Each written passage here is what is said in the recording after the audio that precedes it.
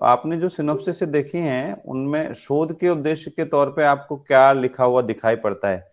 जैसे मैं आपको कहूँ कि अम, रामचंद्र शुक्ल की इतिहास दृष्टि, ये एक विषय है, इसमें उद्देश्य क्या हैं इसके? क्या होंगे आपके हिसाब से? सर आप मुझसे पूछ रहे हैं सर ये सवाल? नहीं, कोई भी, आप में से कोई भी बोलें।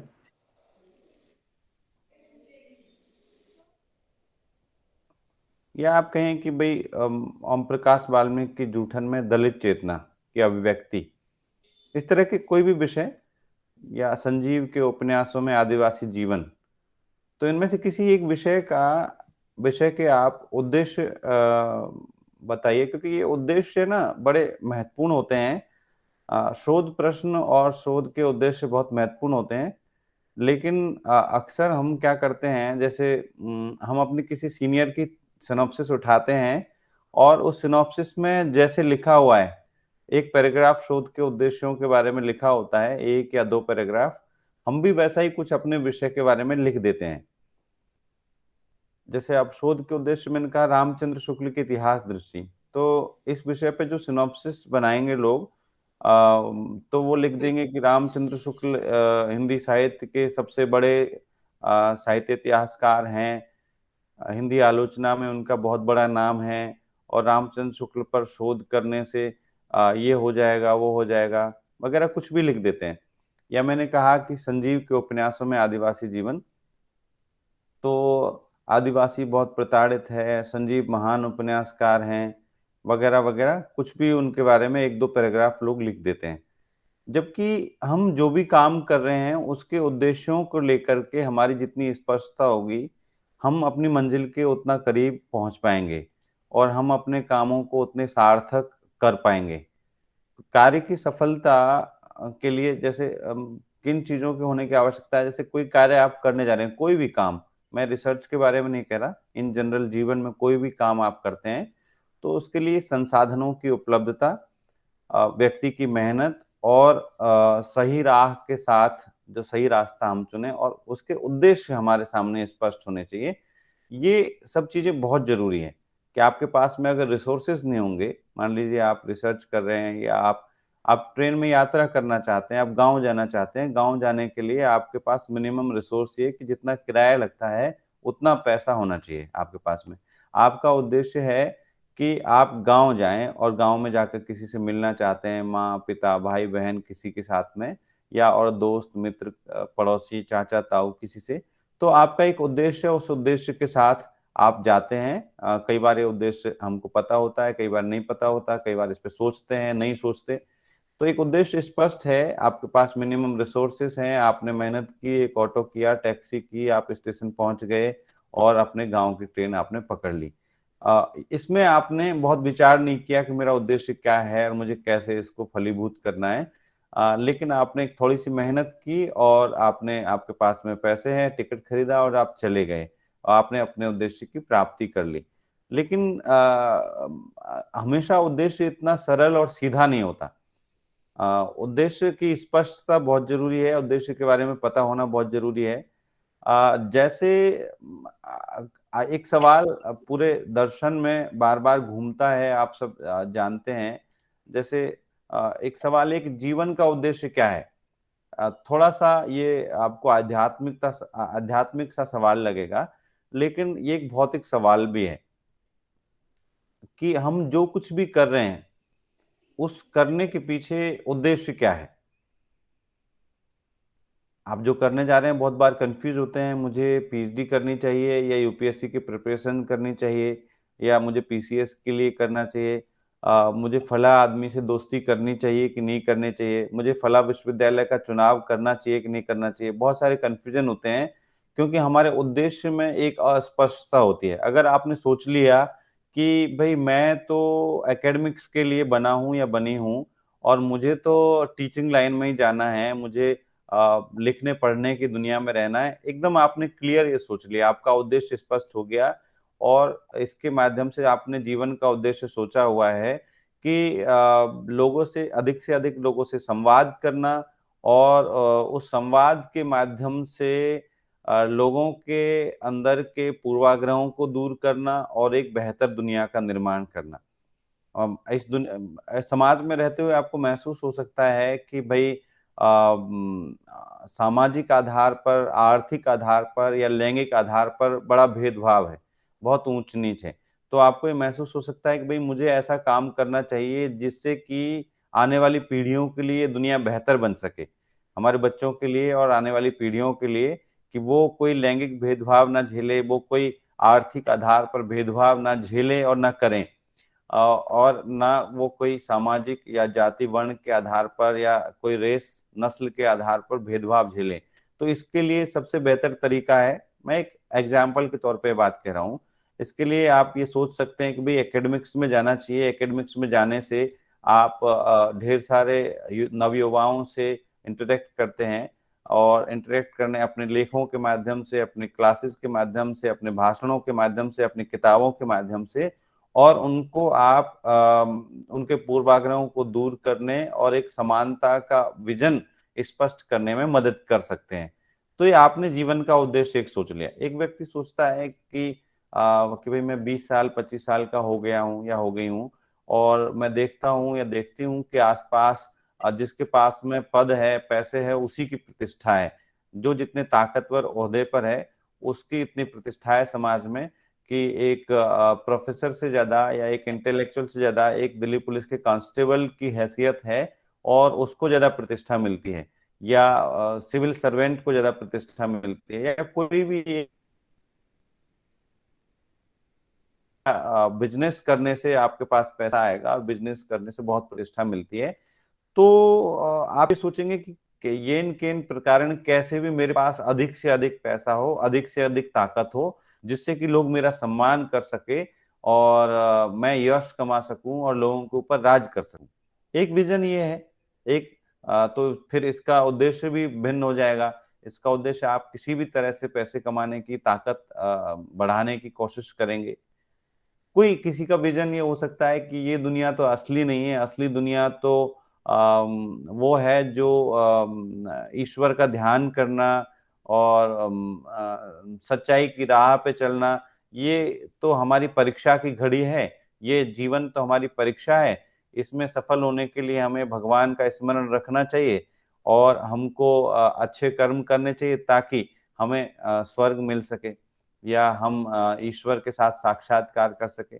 ये सारे जीवन के अलग-अलग उद्देश्य हैं। इन्हीं में हम अपने जीवन की सार्थकता की तलाश करते हैं और फिर उसी के अनुसार हमारे उद्देश्य निर्मित होते हैं और वैसे ही हम काम करने लगते हैं।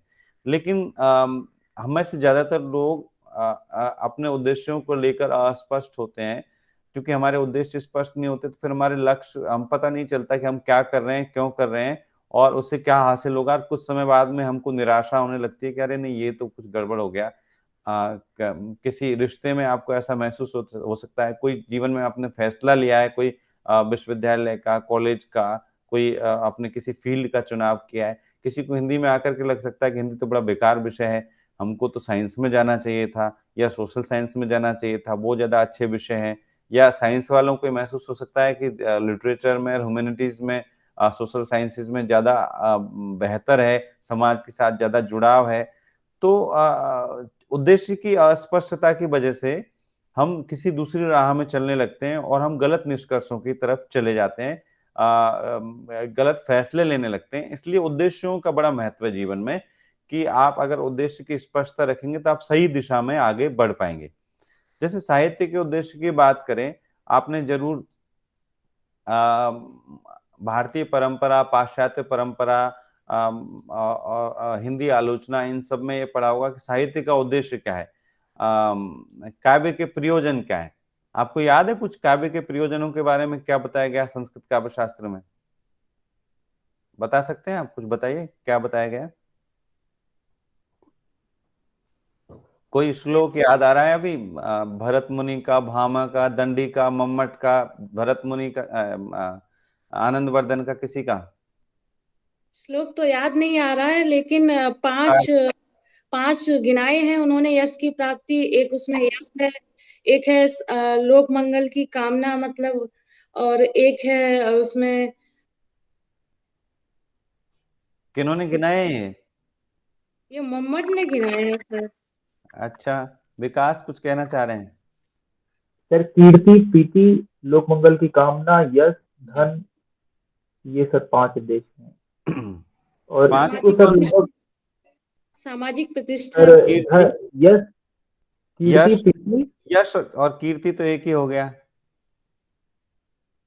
और और सर धन, लोक मंगल की कामना, धन मनोरंजन, कैसा है? धन, यस धन सर, या धर्म? धन। धन धन धन सर। अच्छा, धन हो गया, तो ठीक है, सर 2 हो गए। और लोक तो मंगल? सर 2 और लोक मंगल की कामना 3। 3 हो गया। सामाजिक और प्रतिष्ठा प्रीति भी। सर, इसमें लोगों के बीच में इसमें बढ़ाना, प्रीति, क्या? प्रीति, प्रीति प्रीति, हाँ। जी। और यशो और धनम, ऐसे करके सर कोई श्लोक मैंने याद किया था जब यूजीसी परीक्षा दे रहा था। आप सबका अब जेआरएफ हो गया आप लोगों का, तो अब नहीं जरूरत है याद करने की, है ना? सर याद किया था, मैं भूल गया बाद में सर। महेंद्र, याद आ रहा है क्या कुछ? महेंद्र का तो लगता है नेटवर्क में ज्यादा समस्या हो गई आज। तो भरत मुनि ने कहा है, दुखार्ता नाम, श्रमार्ता नाम, शोकार्ता नाम, तपस्वी नाम, विश्रांति जननम, काले नाट्यमेत भविष्यति। यानी जो नाटक है, यानी काव्य है या साहित्य है, वो दुख से, थकावट से, शोक से पीड़ित दीन दुखियों के लिए विश्राम देने वाला होगा। फिर अगले ये उन्होंने अपने नाट्य शास्त्र के पहले अध्याय में लिखा है। फिर इससे अगले श्लोक में उन्होंने कहा है, धर्मस्य यशस्य मानुष्यस्य हितम बुद्धि विवर्धनम लोकोपदेश जननम नाट्यमेत भविष्यति। यानी ये नाटक है, ये धर्म, यश और आयु का संवर्धक, हितकारी, बुद्धि का विकास करने वाला तथा संसार को उपदेश देने वाला होगा। याद आया आप कुछ? फिर भामा ने क्या कहा? भामा का तो बड़ा मशहूर है, धर्मार्थ काम मोक्षेषु वैचक्षणम कलासु च प्रीतिम करोति कीर्तिम च साधु काव्य निबंधनम। यानी अच्छे काव्य से धर्म, अर्थ, काम और मोक्ष की प्राप्ति व कलाओं में निपुणता के साथ यश और आनंद की प्राप्ति होती है। तो ये संस्कृत के आचार्यों ने, इसके अलावा वामन, दंडी, मम्मट, रुद्रट, भोजराज, कुंतक, इन सब लोगों ने काव्य के उद्देश्यों, काव्य प्रयोजनों के बारे में बात की है। और जो 5 आप गिना रहे हैं उसमें मैं 1-2 और जोड़ देता हूं। एक उसमें है आत्म शांति, स्वांत सुखाय भी एक माना गया है, आत्म शांति। तुलसीदास भी इस बारे में कहते हैं, आपको शायद उनकी वो कुछ चौपाई वगैरह है, उसमें उन्होंने स्वांत सुखाय की बात की है कि वो साहित्य का सृजन स्वांत सुखाय कर रहे हैं। हालांकि स्वांत सुखाय है नहीं उनका साहित्य। उपदेश, उपदेश उपदेश, एक तो नॉर्मल उपदेश की भी बात की गई है, और संस्कृत काव्य शास्त्र की परंपरा में कांता सम्मित उपदेश। सर आपका वीडियो रुक गया ये था, इसका आपने जिक्र सुना? मेरा वीडियो रुक गया है क्या? नहीं सर, आपका भाई, वीडियो आपका आ हो रहा है, सकता है नेटवर्क में प्रॉब्लम हो मेरी तरह। Okay okay okay, sorry. नहीं, कोई बात नहीं, चलो। तो एक कांता सम्मित उपदेश की भी बात है, उपदेश भी है।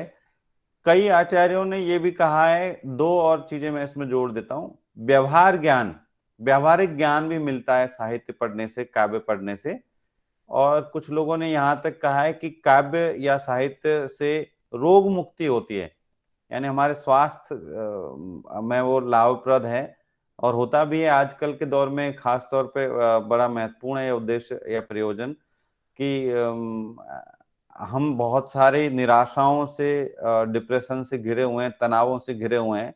आपको अगर अच्छा साहित्य मिलता है, तो अच्छा साहित्य आपको कई सारे ऐसे हमारे भाव हैं जिनको हम अभिव्यक्त नहीं कर पाते, जिनको कोई फील नहीं कर पाते। साहित्य हमें उस दुनिया में ले जाता है जहां से हम उन भावों को महसूस कर सकते हैं। साहित्य के बारे में कहा भी गया है कि साहित्य परकाया प्रवेश की साधना का नाम है। यानी हम अपने बारे में सिर्फ नहीं लिखते, हम दूसरों के अंदर प्रवेश करके उनके शरीर और मस्तिष्क में जो चल रहा है उसको जानने समझने की कोशिश करते हैं। तो साहित्य क्या है? परकाया प्रवेश की साधना।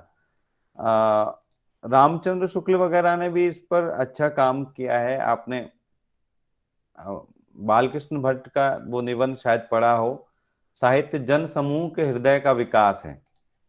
जन समूह के हृदय का विकास कहने से क्या तात्पर्य? और प्रेमचंद ने तो एक निबंध ही लिखा जो बहुत मशहूर है। उन्होंने प्रगतिशील लेखक संघ के अध्यक्ष पद से जो भाषण दिया वो साहित्य का उद्देश्य नाम से पब्लिश हुआ है। आप जानते होंगे, उसमें उनका ये कोटेशन बहुत मशहूर है कि साहित्य समाज और राजनीति को मशाल दिखाती हुई चलने वाली सच्चाई का नाम है। अब इसको आप इसी तरह से आप वेस्टर्न थिंकर्स के यहाँ जा सकते हैं, पाश्चात्य चिंतकों के यहाँ पर, और आप ये देख सकते हैं कि साहित्य को लेकर के, साहित्य के उद्देश्यों को लेकर के वो लोग क्या सोचते हैं। खुद भारतीय परंपरा में संस्कृत से हिंदी में आते आते साहित्य के उद्देश्यों में बदलाव होता है और साहित्य यथार्थ और सामाजिक सरोकारों के ज्यादा नजदीक पहुंचता जाता है। आज हम ऐसे साहित्य को ये कहेंगे कि वो उपयोगी नहीं है या वो अच्छा नहीं है जो कोई सामाजिक सरोकार से संबंध ना रखता हो।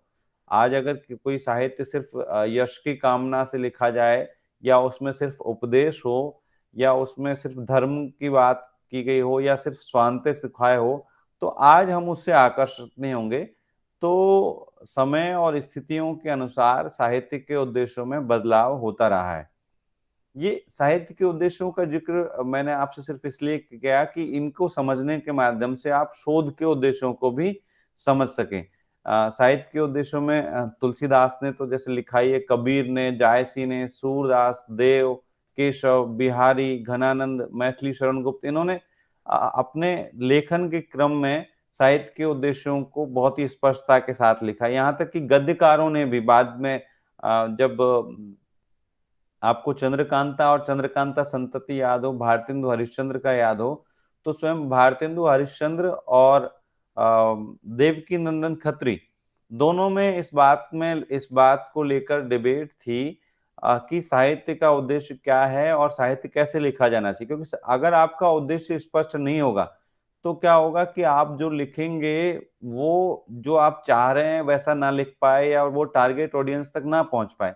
भारतेंदु हमेशा इस बात से खिन्न रहते थे कि मैं इतना अच्छा लिखता हूं और लोग मेरा इतना सम्मान करते हैं, लेकिन मेरी किताबों की प्रतियां कम बिकती है।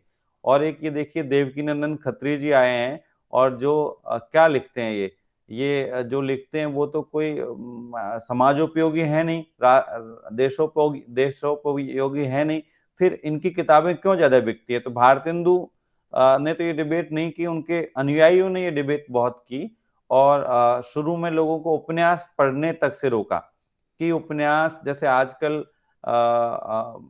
पता नहीं आपकी पीढ़ी में ये है कि नहीं, लेकिन बचपन में माँ बाप बच्चों को फिल्में देखने से जैसे रोकते हैं कि ज्यादा टीवी देखेंगे, फिल्में देखेंगे तो बिगड़ जाएंगे बच्चे।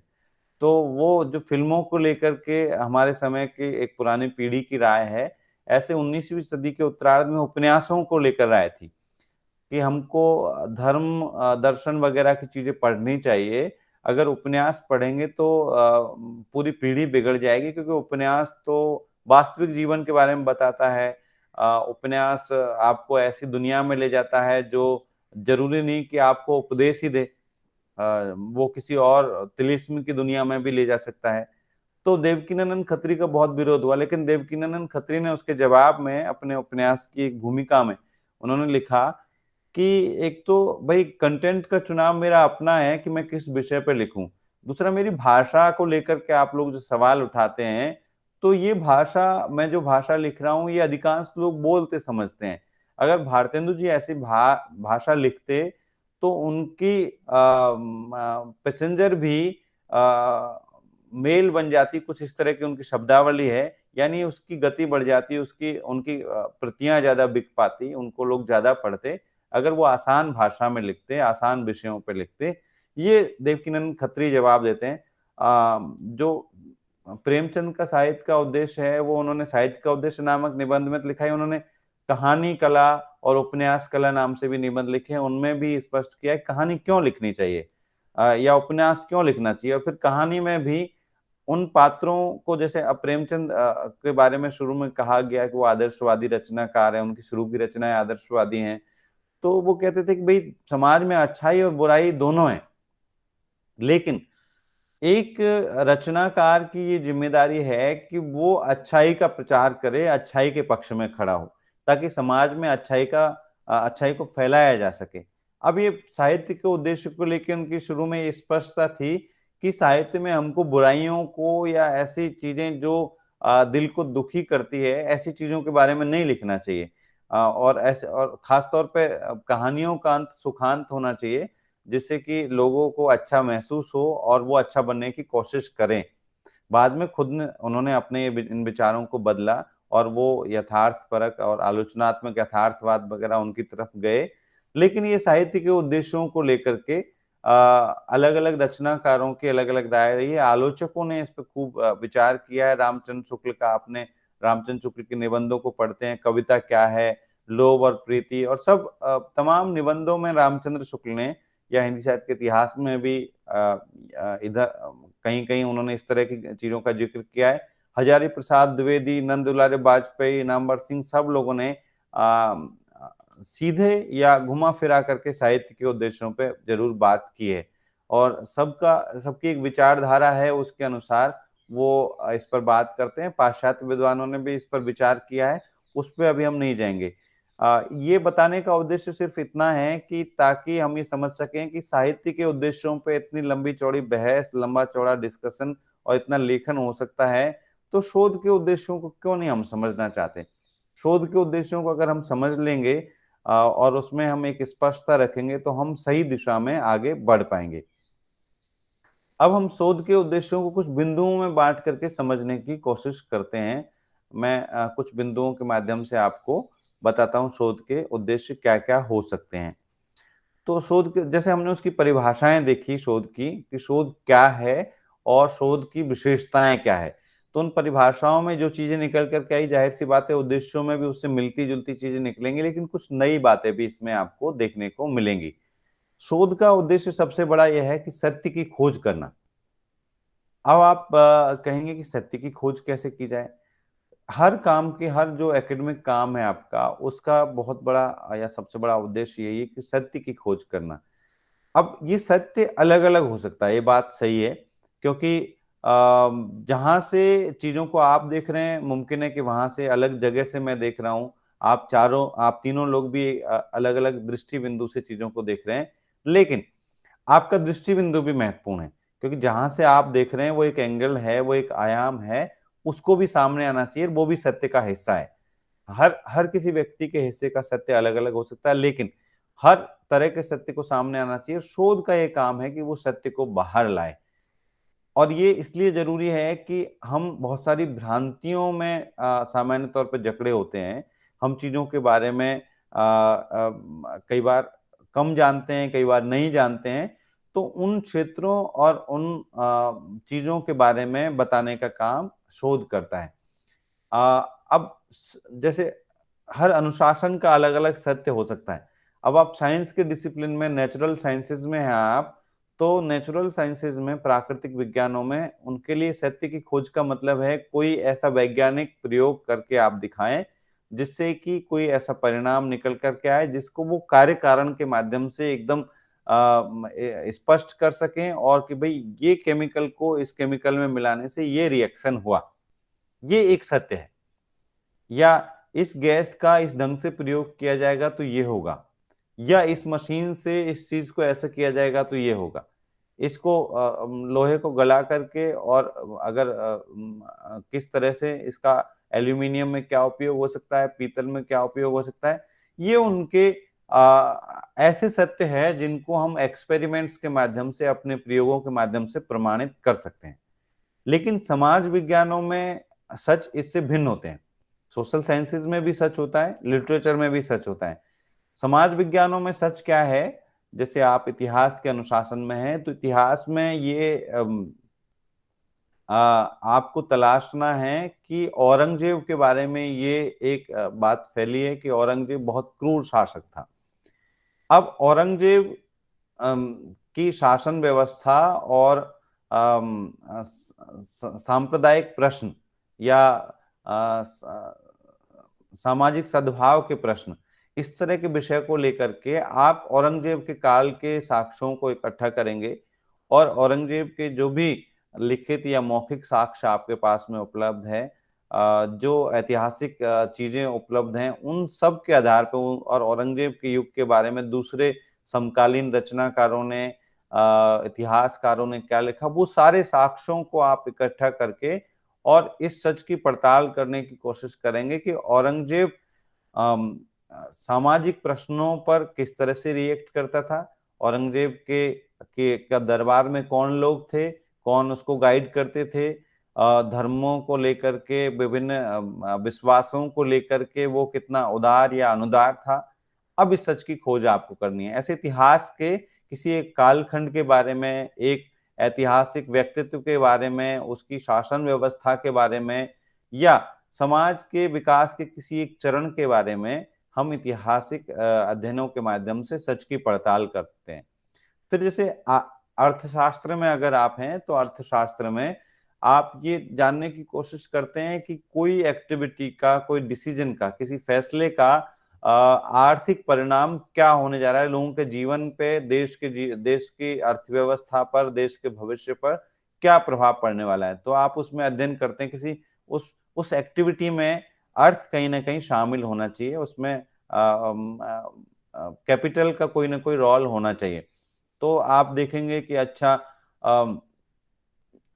उच्च शिक्षा में भारत सरकार द्वारा किए गए खर्च का एक दशक में 21वीं सदी में उच्च शिक्षा में भारत सरकार द्वारा किए गए खर्च का महत्व और मूल्यांकन, तो आप उसमें ये देखने की कोशिश करेंगे कि कैसा फाइनेंस हो रहा है हायर एजुकेशन में, गवर्नमेंट ऑफ इंडिया कितना कर रही है, वो क्या फंड्स को रोकने की कोशिश कर रही है कि नहीं कर रही है, इन फंड से क्या लाभ मिल रहे हैं, कितने स्कॉलरशिप्स मिल रही है या नहीं मिल रही।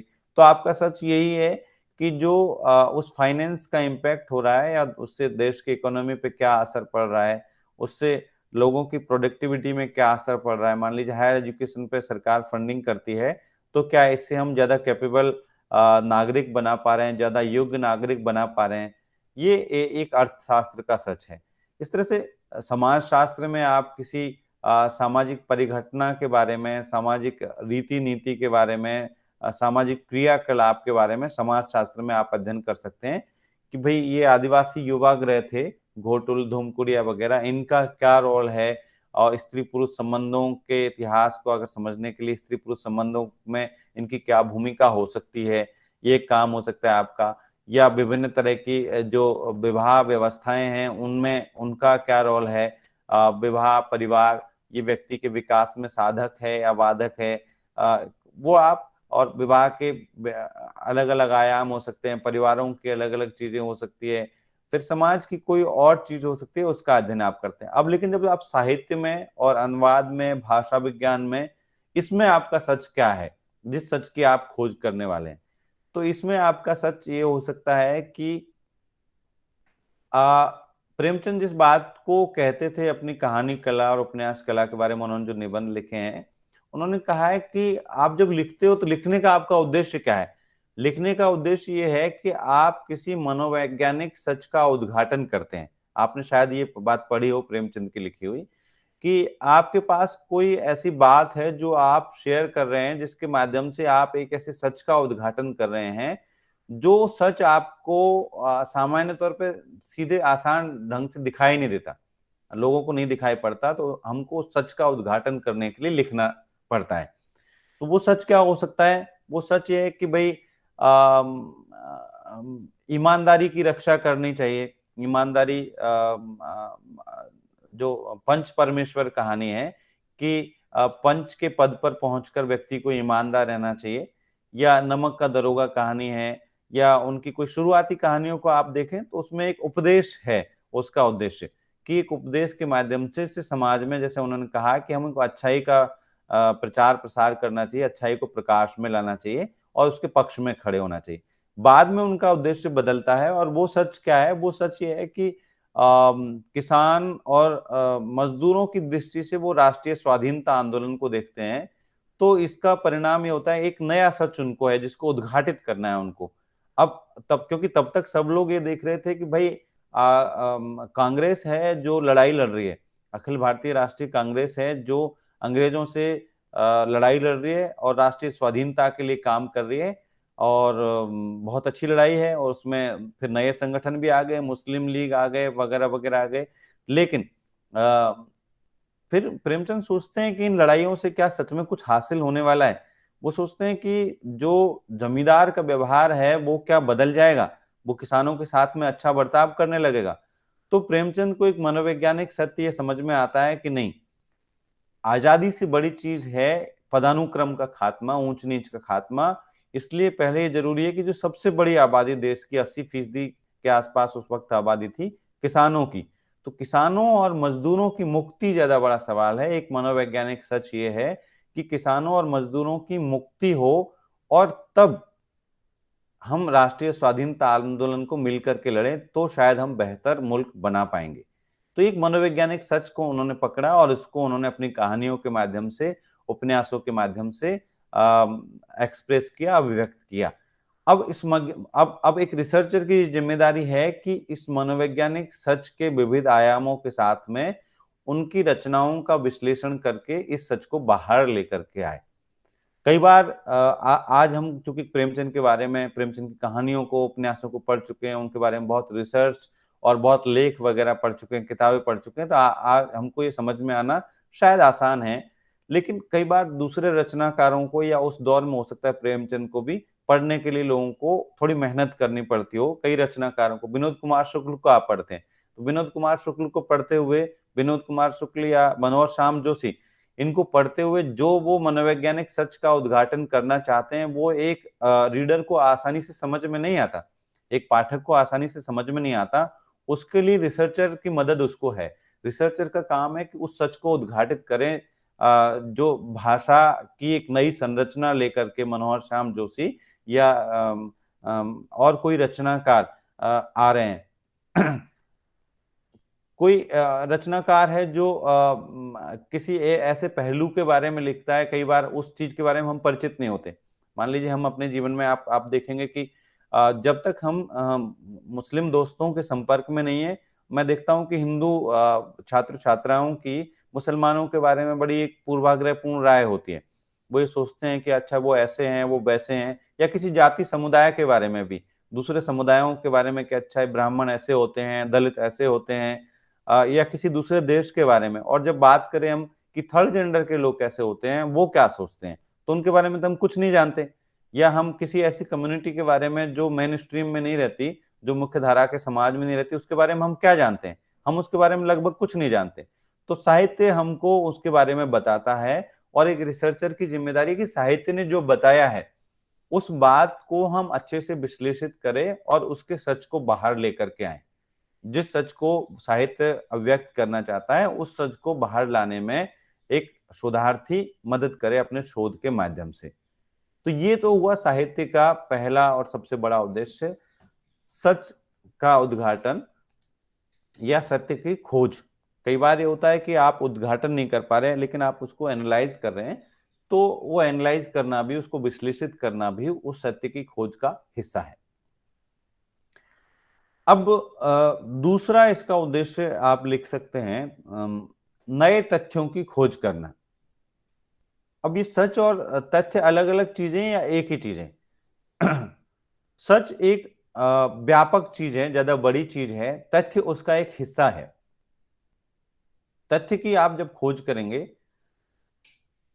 तो आपके पास में, तथ्य से तात्पर्य यहां पर आंकड़े और फैक्ट है।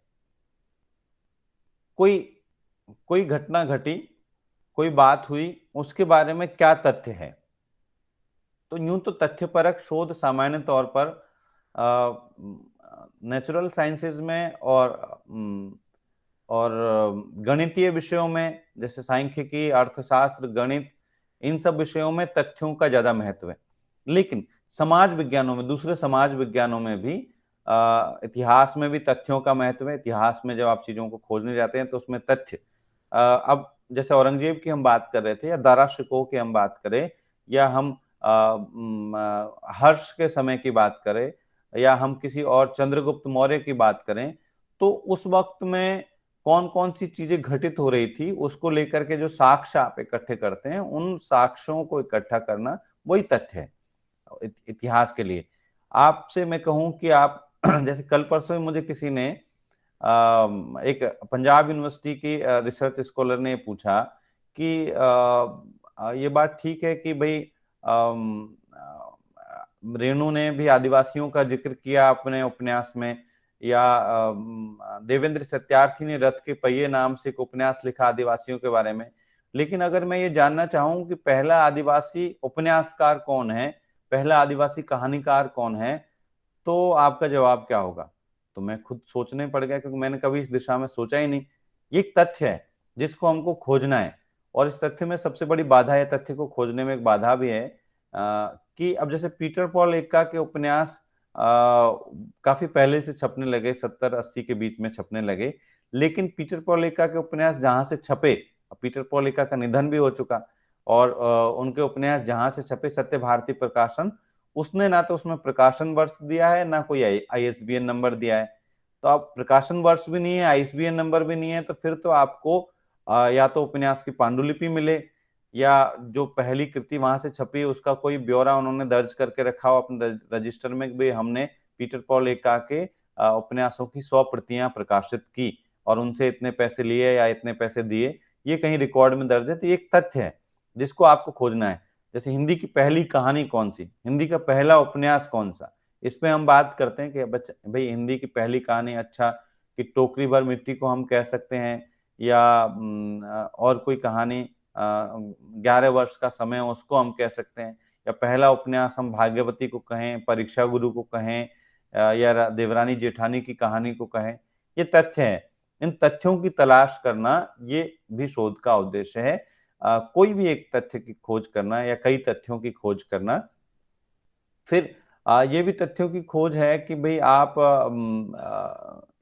ये पता लगाएं कि हिंदी साहित्य में अब तक थर्ड जेंडर कितने पात्र आए हैं।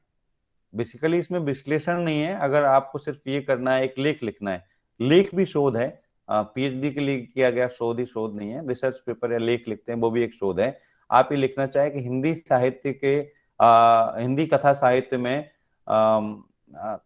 थर्ड जेंडर की उपस्थिति तो अब इसमें आप ये खोजने चलेंगे कि भाई सबसे पहले किसने इसके बारे में लिखा, कौन से पात्रों की ऐसी सृष्टि की, या हिंदी कथा साहित्य में दलित समाज की अभिव्यक्ति। तो उसमें तथ्य भी शामिल है, विश्लेषण भी शामिल है। तो तथ्य भी शोध होता है, और नए तथ्यों की खोज करना भी शोध का एक महत्वपूर्ण उद्देश्य है। तीसरा आप उद्देश्य रेखांकित कर सकते हैं तथ्यों का संकलन करना। अब आपने तथ्यों की खोज कर ली, या तथ्य पहले से मौजूद है, आपको पता चल गया, आप जानते हैं कि मगही भाषा में बहुत सारे लोकगीत उपलब्ध है, ब्रज भाषा में बहुत सारे लोकगीत है, या किसी और भाषा में, ढूंढाड़ी भाषा में, मारवाड़ी में, या बुंदेली में, या और किसी भी भाषा में, या वो जारवा भाषा जो अंडमान के आदिवासियों की भाषा, जारवा कम्युनिटी की, उसमें बहुत सारे लोकगीत उपलब्ध हैं, या उसमें लोक कथाएं हैं। अब आप उन गीतों और कथाओं को, आपको मालूम है, एक तथ्य है जो आपको ज्ञात तथ्य है कि बहुत सारे लोग, हर भाषा में बहुत सारे लोकगीत होते हैं, लोक कथाएं होती हैं, लेकिन उसका संकलन किसी ने नहीं किया है। तो तथ्यों का संकलन करना भी शोध का उद्देश्य है। आपका उद्देश्य, आप ये काम कर सकते हैं कि भोजपुरी लोकगीतों का संकलन, अनुवाद और विश्लेषण, आपने संकलन किया, उनका अनुवाद किया और विश्लेषण किया, या किसी भी एक भाषा का या उपभाषा का या बोली का, किसी का भी आप ऐसे गीतों का, कथाओं का संकलन कर सकते हैं। यहां तक कि शब्दावली का आप ये बनाना चाहें कि भोजपुरी हिंदी कोश, या और कोई भाषा, बांग्ला हिंदी कोश और उसके निर्माण में आने वाली चुनौतियां, ये भी शोध है। इसमें आप क्या कर रहे हैं, कोश बनाने में आप बेसिकली शब्दों का संग्रह कर रहे हैं, आपके पास शब्दों का संग्रह है, उनका आप अर्थ प्रस्तुत कर रहे हैं और उस अर्थ के माध्यम से आप एक डिक्शनरी जैसा कुछ तैयार आपका हो जाएगा, एक शब्दकोश तैयार हो जाएगा। तो इसमें किया क्या आपने ये किया कि वो शब्द तो पहले से मौजूद हैं, शब्द आपने सृजित नहीं किए लेकिन उन पहले से मौजूद शब्दों को आपने संकलित किया। तो ये संकलित करना भी जैसे अन्विता आबी ने अंडमान निकोबार की भाषाओं के शब्दों को संकलित किया, अलग अलग ध्वनियों को संकलित किया और एक छोटा सा व्याकरण उन्होंने बनाने की कोशिश की, डिक्शनरी उन्होंने बनाई है जो ऑडियो विजुअल भी साथ में रखे हैं उसमें। तो ये संकलन भी बहुत बड़ा रिसर्च है, रिसर्च का एक उद्देश्य है तथ्यों का संकलन करना। ये संकलन किसी भी विषय में आप ये तो मैंने आप समाज विज्ञानों में उसमें भी तथ्यों का संकलन होता है। आप ये संकलन करें कि शुरू से लेकर के अब तक हायर एजुकेशन को लेकर के यूजीसी ने कौन कौन सी मीटिंग्स की और उन मीटिंग्स में क्या प्रस्ताव पारित किए गए। आप ये जानना चाहें, मान लीजिए कि भारत में निजीकरण की शुरुआत कैसे हुई एजुकेशन के एरिया में, तो आप हर स्टेट की एजुकेशन मिनिस्ट्री या MHRD सेंटर की जो मिनिस्ट्री ऑफ एजुकेशन, अभी उसका नाम रख देंगे, उसके सारे मिनट्स को आप इकट्ठा करें कि ये मीटिंग हुई, फला कमेटी की मीटिंग हुई, इन्होंने कहा कि अब हम शिक्षा का भार उठाने के लिए हम तैयार नहीं है, हमको इसको कुछ प्राइवेट होल्डर्स को शामिल करना होगा इसमें, या हमको इंस्टीट्यूट से कहना होगा कि अपना फंड खुद जनरेट कीजिए आप, हम आपको और मदद नहीं कर सकते, या हमको स्टेट्स को कहना होगा कि स्टेट यूनिवर्सिटी में हम बिल्कुल फंडिंग नहीं करेंगे, आपको अपना फंड खुद जनरेट करना होगा, आप अपने कॉलेज और यूनिवर्सिटी को फंड दीजिए। या आप समाज विज्ञानों में हैं, किसी में समाज शास्त्र में मान लीजिए आप हैं, तो समाज शास्त्र में आपका तथ्यों का संकलन ये हो सकता है कि उरांव समुदाय में मौजूद त्योहारों या उरांव समाज संबंधी उरांव समाज में सांस्कृतिक शब्दावली, उरांव समाज की सांस्कृतिक शब्दावली, मान लीजिए उरांव समाज अखड़ा शब्द का प्रयोग करता है, धूमकुड़िया शब्द का प्रयोग करता है, या किसी और शब्द का प्रयोग करता है, उसका क्या सोशल कॉन्टेक्स्ट है, उस पूरी सांस्कृतिक सामाजिक शब्दावली को इकट्ठा करना, ये भी आपका शोध है। ये लिटरेचर में भी आ जाएगा, ये समाज शास्त्र में भी आ जाएगा, तो ये ट्रांसलेशन में भी आ जाएगा, उसका अनुवाद के साथ आप उसको प्रस्तुत करेंगे। तथ्यों का संकलन करना भी शोध का एक महत्वपूर्ण उद्देश्य है। अगला उद्देश्य आप लिख सकते हैं प्राप्त तथ्यों का विश्लेषण करना। अब आपने तथ्यों की खोज की या तथ्यों का संकलन किया, तो उन तथ्यों का संकलन करके क्या करेंगे, तथ्यों का संकलन इसलिए किया कि उनका विश्लेषण करके हम उन तथ्यों के बारे में समझ सके कि उनका महत्व क्या है। एक मिनट,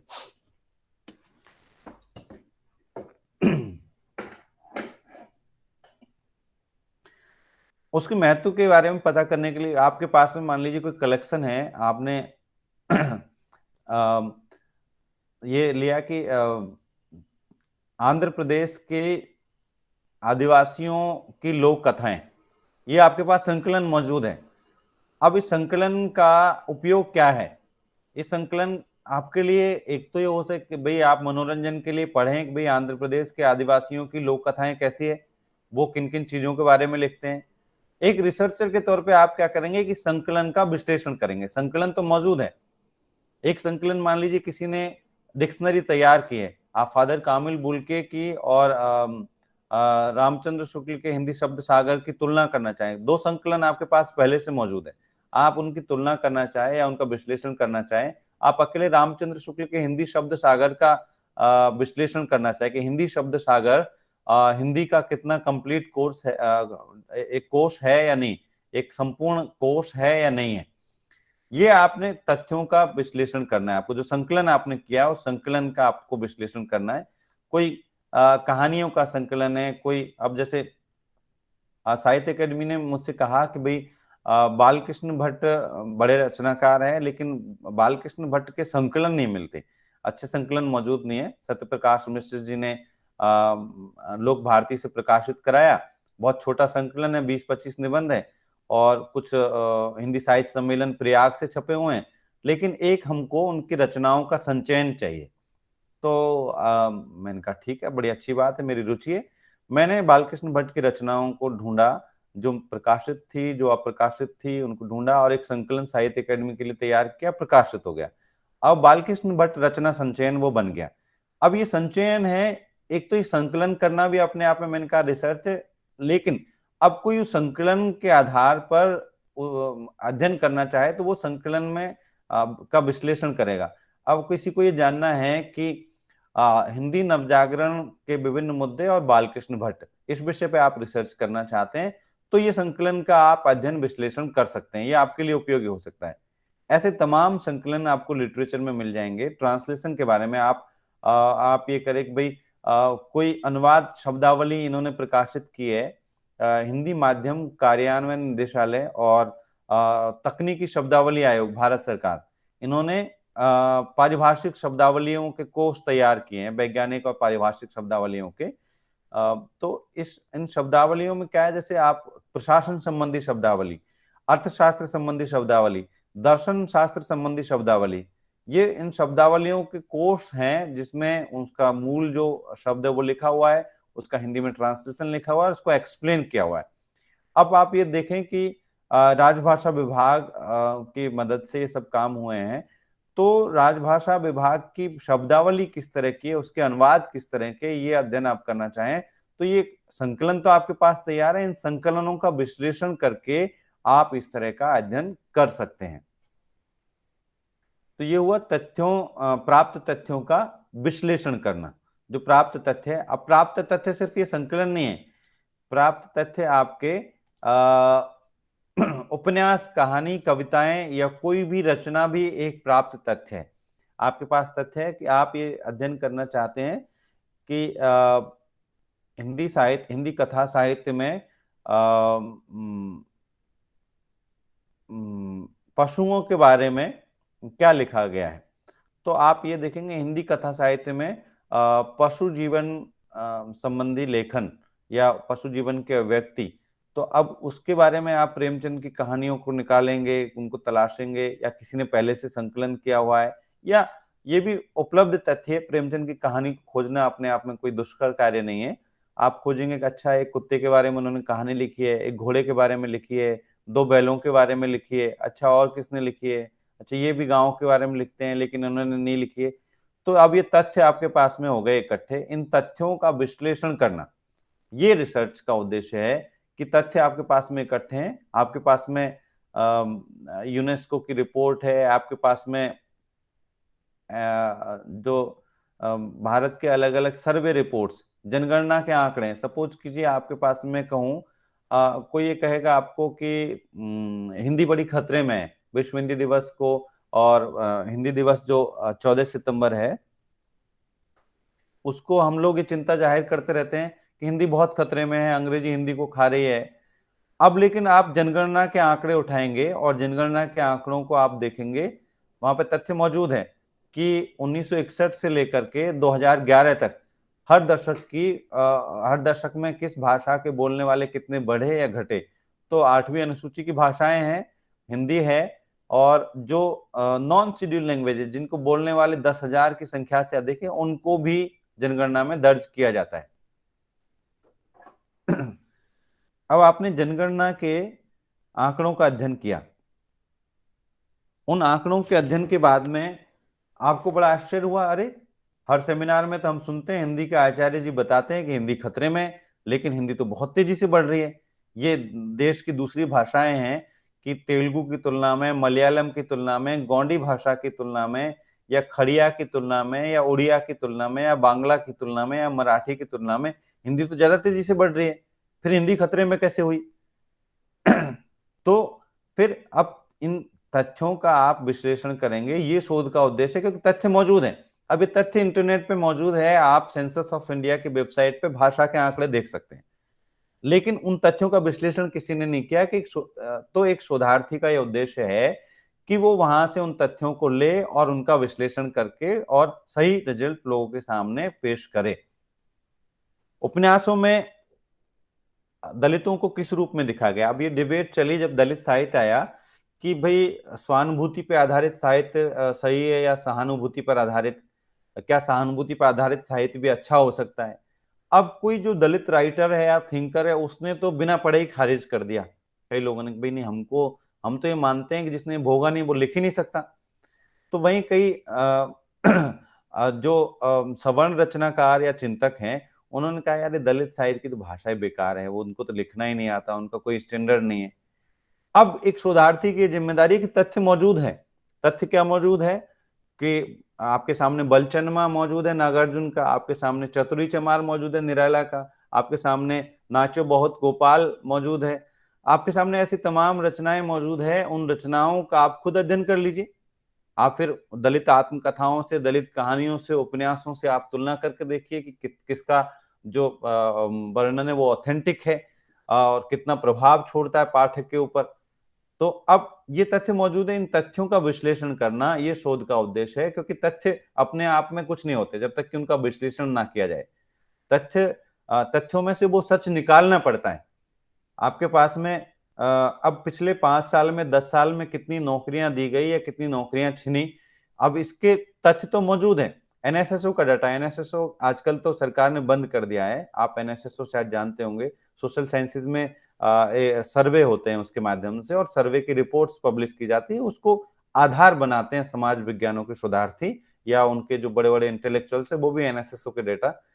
अब कोई कहे कि डेवलपमेंट बड़ा अच्छा हो रहा है, भाई बहुत अच्छा डेवलपमेंट है और आदिवासियों को इसमें हिस्सेदारी करनी चाहिए। अब आप एनएसएसओ का डेटा उठाएंगे और कोई भी प्रोजेक्ट है सरकार का, सरकार ने मान लीजिए एक बांध बनाया कि भाई इससे इतने 1000 मेगावाट बिजली पैदा होगी, और या इससे इतना कोयला निकलेगा, या इससे हम इतना आयरन और यानी कि जो लौह अयस्क है वो निकालेंगे।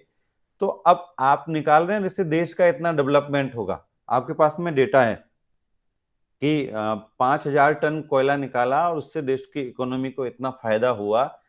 लेकिन एनएसएसओ का एक दूसरा डेटा भी आपके सामने है कि इससे 10 गांवों के इतने लोग विस्थापित हुए और उसमें से सिर्फ 20% लोगों का पुनर्वास हो पाया, बाकी 80% लोग जाकर के झुग्गी झोपड़ियों में रह रहे हैं या वो सड़क पे घूम रहे हैं। आपके पास में तथ्य मौजूद है। एक रिसर्चर की जिम्मेदारी है, एक शोधार्थी का यह उद्देश्य, शोध का यह उद्देश्य है कि वो इस तथ्य का सही विश्लेषण करे और लोगों के सामने लेकर के आए कि ये इसका एक पहलू ये भी है, देश की जो इकोनॉमी है उसको ये फायदा हुआ, लेकिन इतने 1000 लोग या इतने लोग इससे विस्थापित हुए जिनको अब तक घर नहीं मिल पाया है, तो ये या जिनको रोजगार नहीं मिल पाया, और ये कहा गया था कि इससे सड़क होगी, रोजगार होगा, वगैरह वगैरह। तो ये तथ्य है, इन तथ्यों का विश्लेषण करना, किसी उपन्यास, कहानी वो भी तथ्य है, कविताएं वो भी तथ्य हैं, या कोई भी साहित्यिक कृति वो तथ्य है, उसका विश्लेषण करना, सही से विश्लेषण करना भी शोध का उद्देश्य है।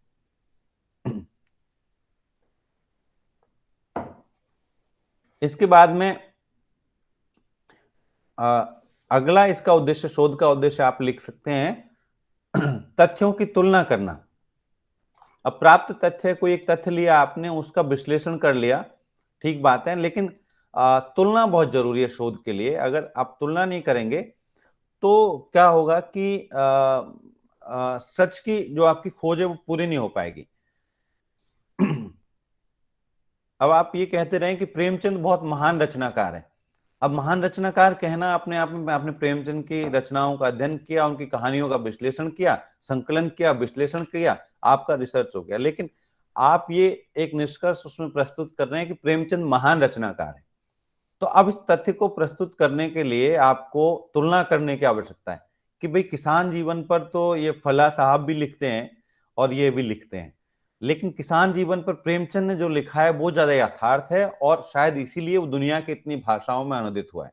तो आपने तुलना की, तुलना करके आपको पता चला तुलना के क्रम में कितनी, देखो किसानों के यहाँ मर्यादा की समस्या है, दहेज की समस्या है, ऋण की समस्या है, बेगारी की समस्या है, या कोई और धार्मिक उन्माद है या नहीं है। तो आपने ये चीजें देखी, प्रेमचंद कितने आयामों के बारे में लिखते हैं, और वो फला साहब या रेणु हैं या कोई और दूसरे रचनाकार हैं वो इसके बारे में नहीं लिखते हैं, या प्रेमचंद इसके बारे में नहीं लिखते हैं, वो इसके बारे में लिखते हैं।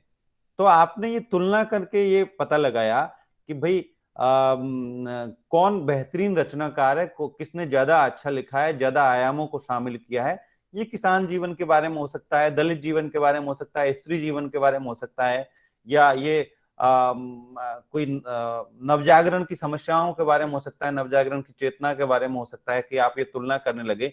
अब मैंने जैसे बालकृष्ण भट्ट का नाम लिया, भारतेंदु उस युग के सबसे बड़े लेखक के रूप में ख्यात है, लेकिन अगर आप तुलना करने बैठेंगे तो आप बालकृष्ण भट्ट के निबंधों को पढ़िए और भारतेंदु के निबंधों को पढ़िए, प्रताप नारायण मिश्र के निबंधों को पढ़िए, आप चौधरी बद्रीनारायण प्रेमघन के निबंधों को पढ़िए, उनकी कहानियों को पढ़िए, उपन्यासों को पढ़िए, ट्रांसलेशंस को पढ़िए, उनके अनुवादों को पढ़िए। उन सबको पढ़ करके आपको पता चलेगा अरे बालकृष्ण भट्ट तो बहुत आगे की सोच रहे हैं।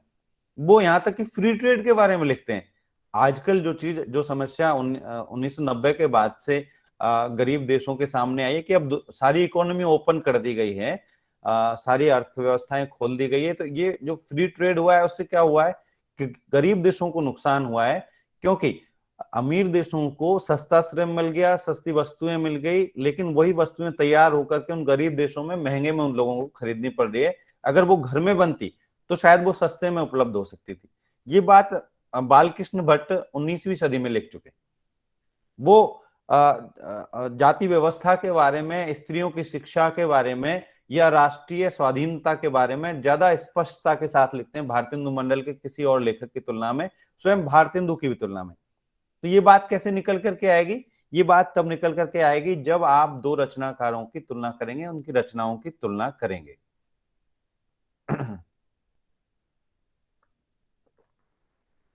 समाज विज्ञानों पर भी यही बात लागू है, प्राकृतिक विज्ञानों पर भी यही बात लागू है, साहित्य पर भी यही बात लागू है, अनुवाद पर भी यही बात लागू है। अब अनुवाद में आपने देखा कि गोदान के बहुत सारे अनुवाद हुए। अब आप कहें कि कौन सा अनुवाद श्रेष्ठ है, या अन्ना कैरेनिना के कई अनुवाद हुए, या युद्ध और शांति, वॉर एंड पीस, उसके कई अनुवाद हुए। इन अनुवादों में कौन सा अनुवाद बेहतर है? या ओम प्रकाश वाल्मीकि की आत्मकथा जूठन, उसका अनुवाद हुआ, अंग्रेजी में 2 अनुवाद हुए। या why I am not a Hindu, ये कांचा इलैया की किताब है, शायद आपने इसका नाम सुना हो, why I am not a Hindu. इसका ओम प्रकाश वाल्मीकि ने खुद अनुवाद किया, और मुकेश मानस थोड़े दिन पहले जिनका निधन हो गया, उन्होंने भी अनुवाद किया। तो अब कौन सा अनुवाद बेहतर है, या किस अनुवाद की क्या विशेषताएं हैं, ये जानने के लिए आपको उनकी तुलना करनी पड़ेगी किसी एक भाषा से दूसरी भाषा में। यानी जो भाषाएं आप जिनको जानते हैं सिर्फ उसी का आप अध्ययन कर सकेंगे, दोनों भाषाओं का ज्ञान होना बहुत जरूरी है। लेकिन शोध का एक बहुत बड़ा उद्देश्य है कि चीजों की तुलना करना, तथ्यों की तुलना करना, उससे सच को खोज के लाने की कोशिश करना। तो ये तथ्यों की तुलना भी शोध का एक अगला उद्देश्य आप रेखांकित कर सकते हैं। 1 मिनट चाय पी लेता हूं।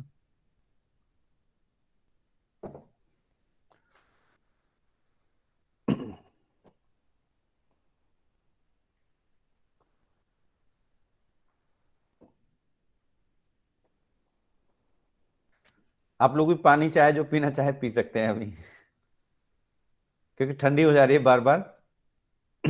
1 मिनट बाद फिर शुरू कर देंगे हम।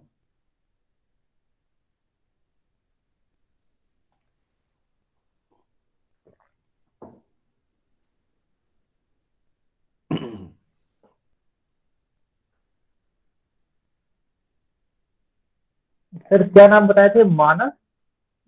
मुकेश मानस।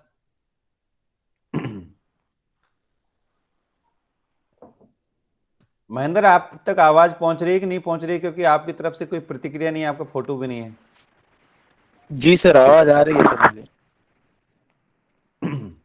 चलिए, अच्छा है,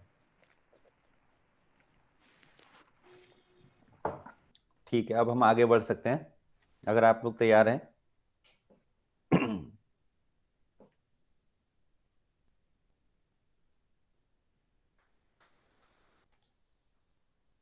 तो अब तक हमने शोध के उद्देश्यों में चर्चा की: सत्य की खोज, नए तथ्यों की खोज, तथ्यों का संकलन, प्राप्त तथ्यों का विश्लेषण और तथ्यों की तुलना। शोध के उद्देश्य के तौर पे अगला एक बिंदु आप लिख सकते हैं: विचारों का विश्लेषण। अक्सर होता यह है कि हम तथ्यों तक सीमित रह जाते हैं, खासतौर पे प्राकृतिक विज्ञान और समाज विज्ञानों में भी कई सारे समाज विज्ञान तथ्यों पर केंद्रित हैं। हम विचारों के बारे में कम सोचते हैं, और विचारों में क्या शोध हो सकता है। तो विचारों में भी बहुत महत्वपूर्ण भूमिका है शोध की। शोध के उद्देश्य के तौर पे विचारों का विश्लेषण करना, विचारों का संकलन करना और उनका विश्लेषण करना। अब ये जैसे हमने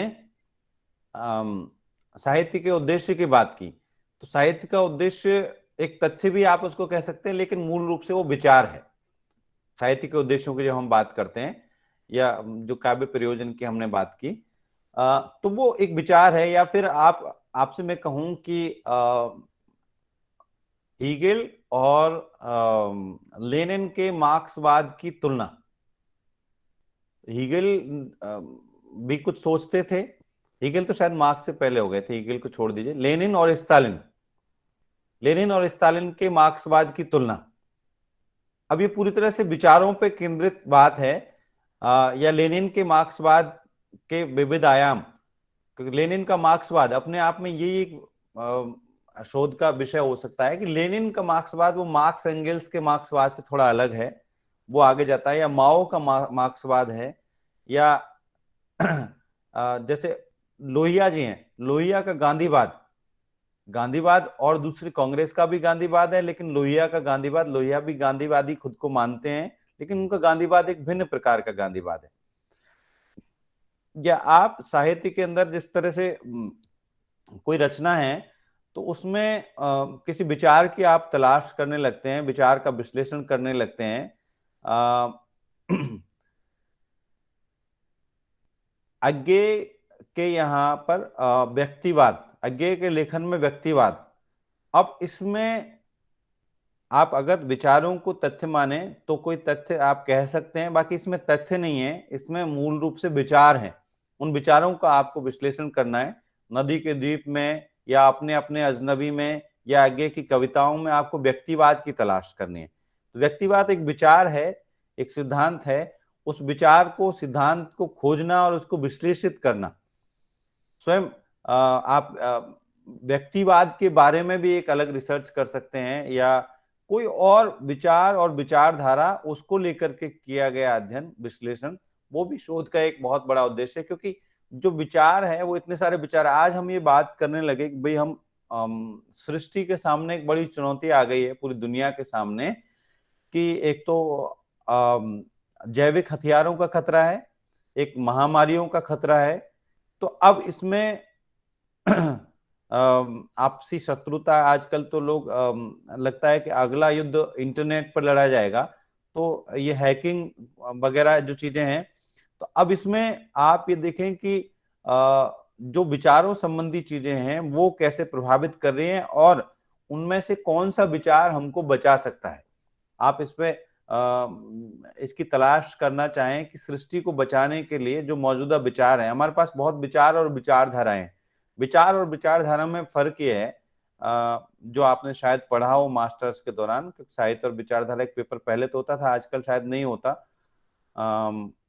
विचार क्या है कि एक इंस्टेंट प्रतिक्रिया है हमारी किसी चीज पर, किसी चीज के बारे में हम सोचते हैं, और एक इंस्टेंट तात्कालिक प्रतिक्रिया, हम कि भाई मेरा विचार है कि आज बारिश होगी, या मैं सोचता हूं कि ये अच्छा है, ये बुरा है, कुछ हम कह देते हैं, कुछ भी कह देते हैं, हम एक तात्कालिक प्रतिक्रिया व्यक्त कर देते हैं। लेकिन विचारधारा क्या है? विचारधारा, जैसे शोध के लिए एक व्यवस्थित अध्ययन जरूरी है, वैसे विचारधारा के लिए, विचारधारा देश, दुनिया, जगत को देखने समझने का एक व्यवस्थित विचार है, विचारों का समूह है, आपको ये कहना चाहिए।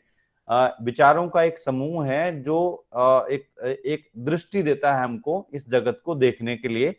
हम एक खास दृष्टि बिंदु से पूरी दुनिया को देखते हैं, और उसमें विचारों का समूह है, इसलिए हम चीजों को देखते हैं। अगर हम विचारधारा में जब जाते हैं, जैसे हमने मार्क्सवाद की दृष्टि से देखा, तो हमें हमारे उद्देश्य अलग हो जाएंगे, हमारी कार्य पद्धति अलग हो जाएगी, हमारे जो औजार है वो अलग हो जाएंगे।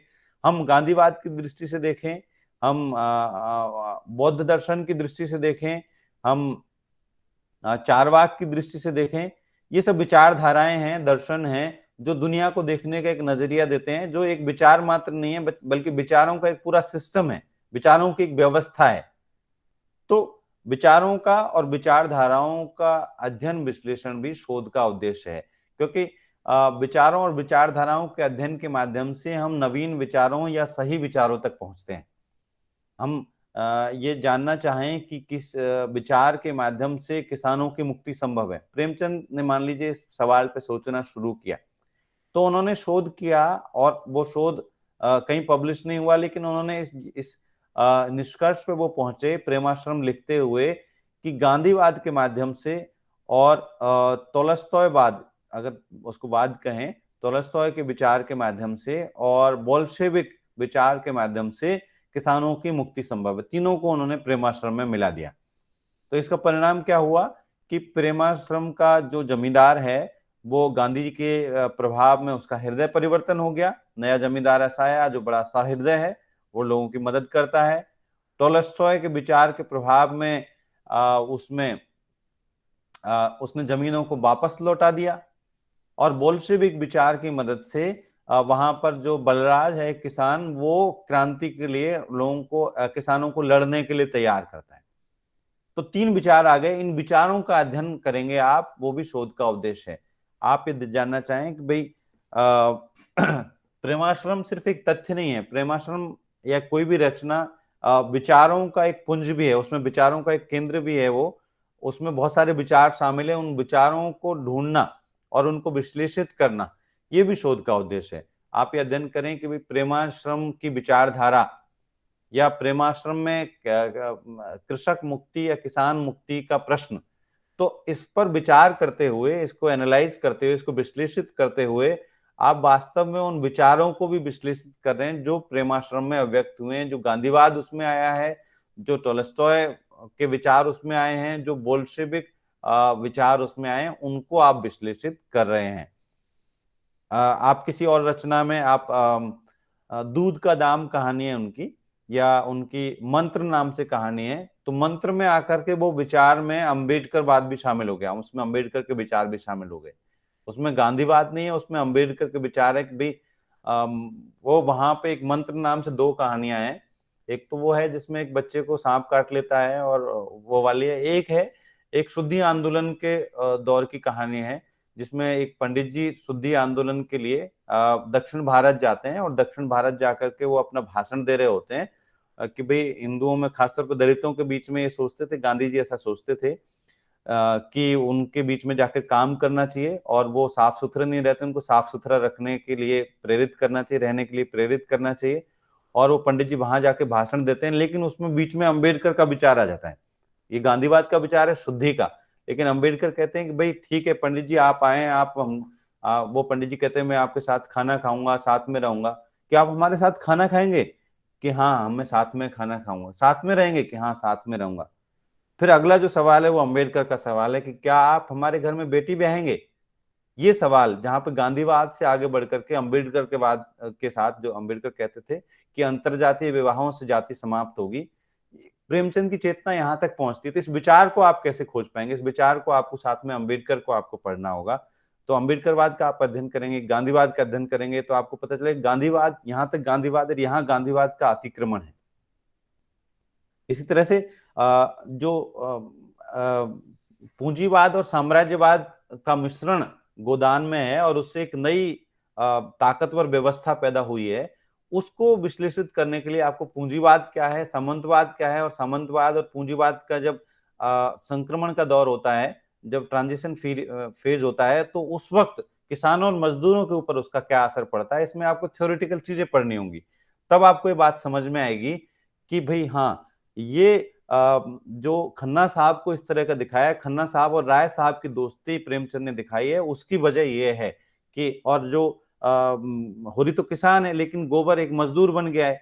तो इसका मतलब सामंतवाद से पूंजीवाद की जब व्यवस्था में संक्रमण होता है, तो उस दौर में जो हाशिए के किसान हैं वो मजदूर होने को बेबस, आखिर में होरी भी मजदूरी कर रहा होता है, मजदूरी करते हुए वो मारा जाता है।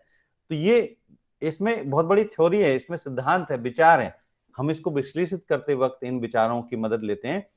जैसे मैं हायर एजुकेशन की बात कर रहा था, क्योंकि उस पर मैं आजकल थोड़ा बहुत पढ़ता रहता हूँ, तो अमर्त्य सेन ने एक कैपेबिलिटी थ्योरी दी है, सामर्थ्य का सिद्धांत, और उसको लेकर के जेबीजी तिलक है, यहाँ पे न्यूपा है, एनसीईआरटी के पास न्यूपा, आप शायद जानते हो, जो एजुकेशन पे काम कराते हैं, उन्होंने वहां पे जेबीजी तिलक नाम से प्रोफेसर, अपने जैसे हिंदी में नामवर सिंह का नाम है, ऐसे एजुकेशन के फील्ड में जेबीजी तिलक का नाम है।